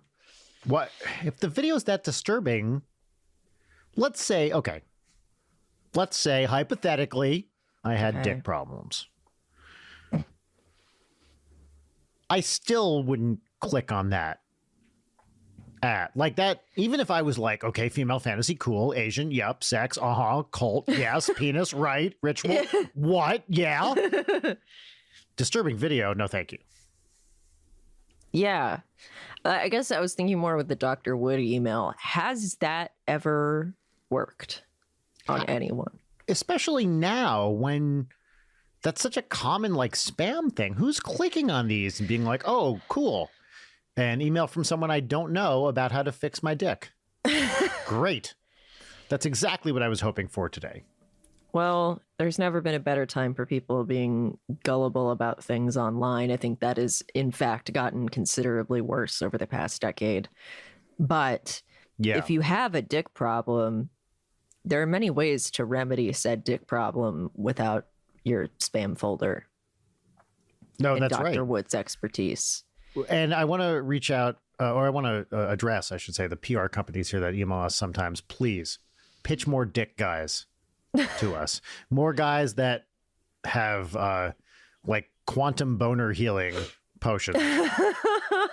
That's what Disturbing I want on this video. show. Disturbing video. Anybody who's holding penis rituals, hit us up. You know, what is a penis ritual? Well, I was just about to educate you on this. Of the many types of rituals out there, and we know there are a lot. Penis ritual is definitely in my top 3. Right? Right. I mean, everyone has their own personal penis ritual. You know, there's no it's a truism. It's something you learn in medical school. There's no wrong way to do a penis ritual. There's some ways that result in disturbing videos, but that's a different statement. That's not to say you're doing it wrong. Sometimes disturbing can be right. Well, Leighton, that was our best of 2025 part 2. Will this episode be 3 hours long? I have no fucking clue. Possibly. Maybe it will. And that's fine, because accepting things, going with the flow, understanding that things will be mediocre and yet you survive regardless. It's an important lesson that a lot of people need to learn. Yes. Yeah, it's the 5 stages of grief. DABDA, right? Doing it crazy style. All about it. A boing, boing, boing, boing, boing. Doing it again, and ass stuff.